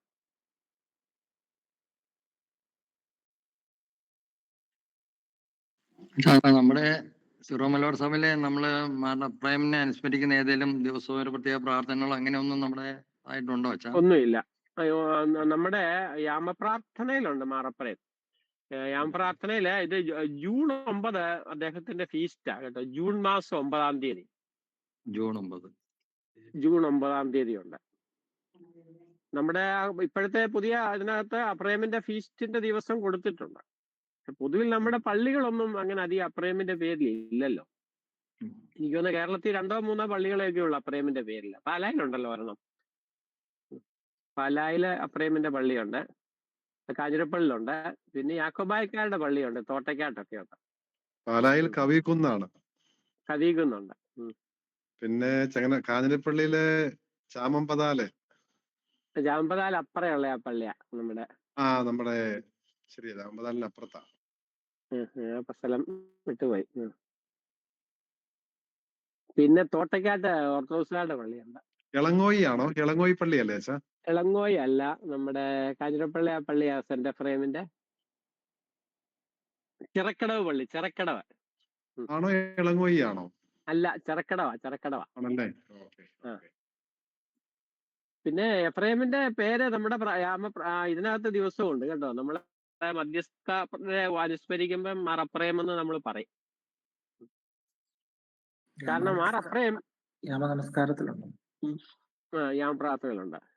മാർ അപ്രേം എല്ലാ സഭകൾക്കും ഉണ്ട്. സുറിയാനി സഭകള് വെസ്റ്റ് സിറിയൊക്കെ യാക്കോബായ സഭയിലും ഉണ്ട്. നമ്മളെ ഈ സിറിയൻസ് കാൽഡിയൻസിന്റെ ഇടയ്ക്ക് രണ്ടു കൂട്ടരും ഒരുപോലെ റെസ്പെക്ട് ചെയ്യുന്ന സഭാപിതാവാണ് മാർ അപ്രേം.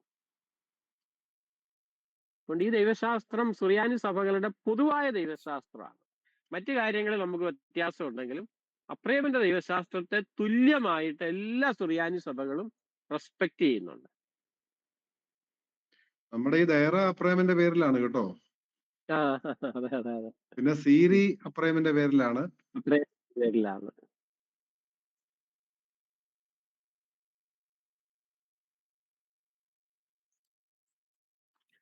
ജൂൺ 9 അവിടെ ഫീസ്റ്റ് ആണ്. ദയറായിലെ ഫീസ്റ്റ് ജൂൺ 9 ആണല്ലോ. അതെ.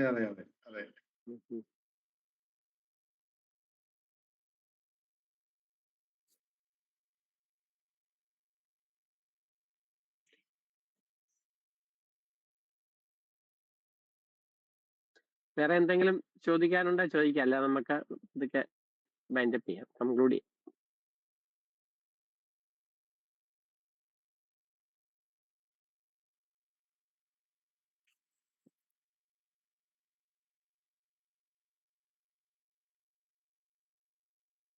ജോബിയച്ചൻ കൺക്ലൂഡ് ചെയ്യൂല അല്ലേ?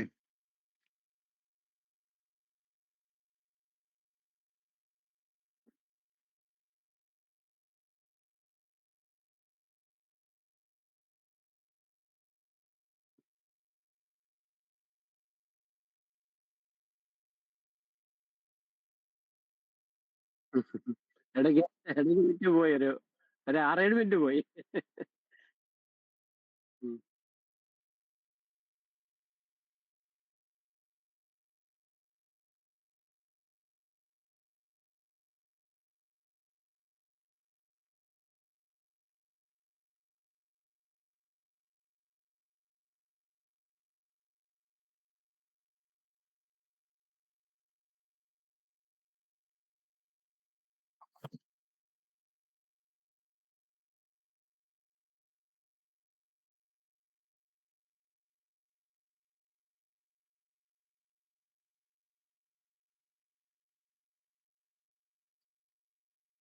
നിങ്ങൾക്ക് എല്ലാവർക്കും താങ്ക്സ് കേട്ടോ. നിങ്ങൾ അറ്റൻഡ് ചെയ്തു, നിങ്ങൾ നല്ല ചോദ്യങ്ങളൊക്കെ ചോദിച്ചു, വലിയ കാര്യം കേട്ടോ. താങ്ക് യു വെരി മച്ച് കേട്ടോ എല്ലാവർക്കും.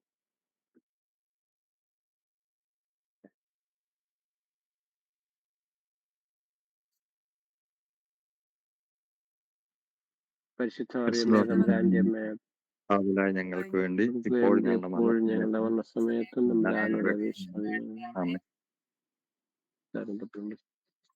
അതിലെ പോലെ ഇപ്പോഴെപ്പോഴും. ഓക്കെ, താങ്ക് യു മിസ് കേട്ടോ. ശരിയായിരിക്കട്ടെ.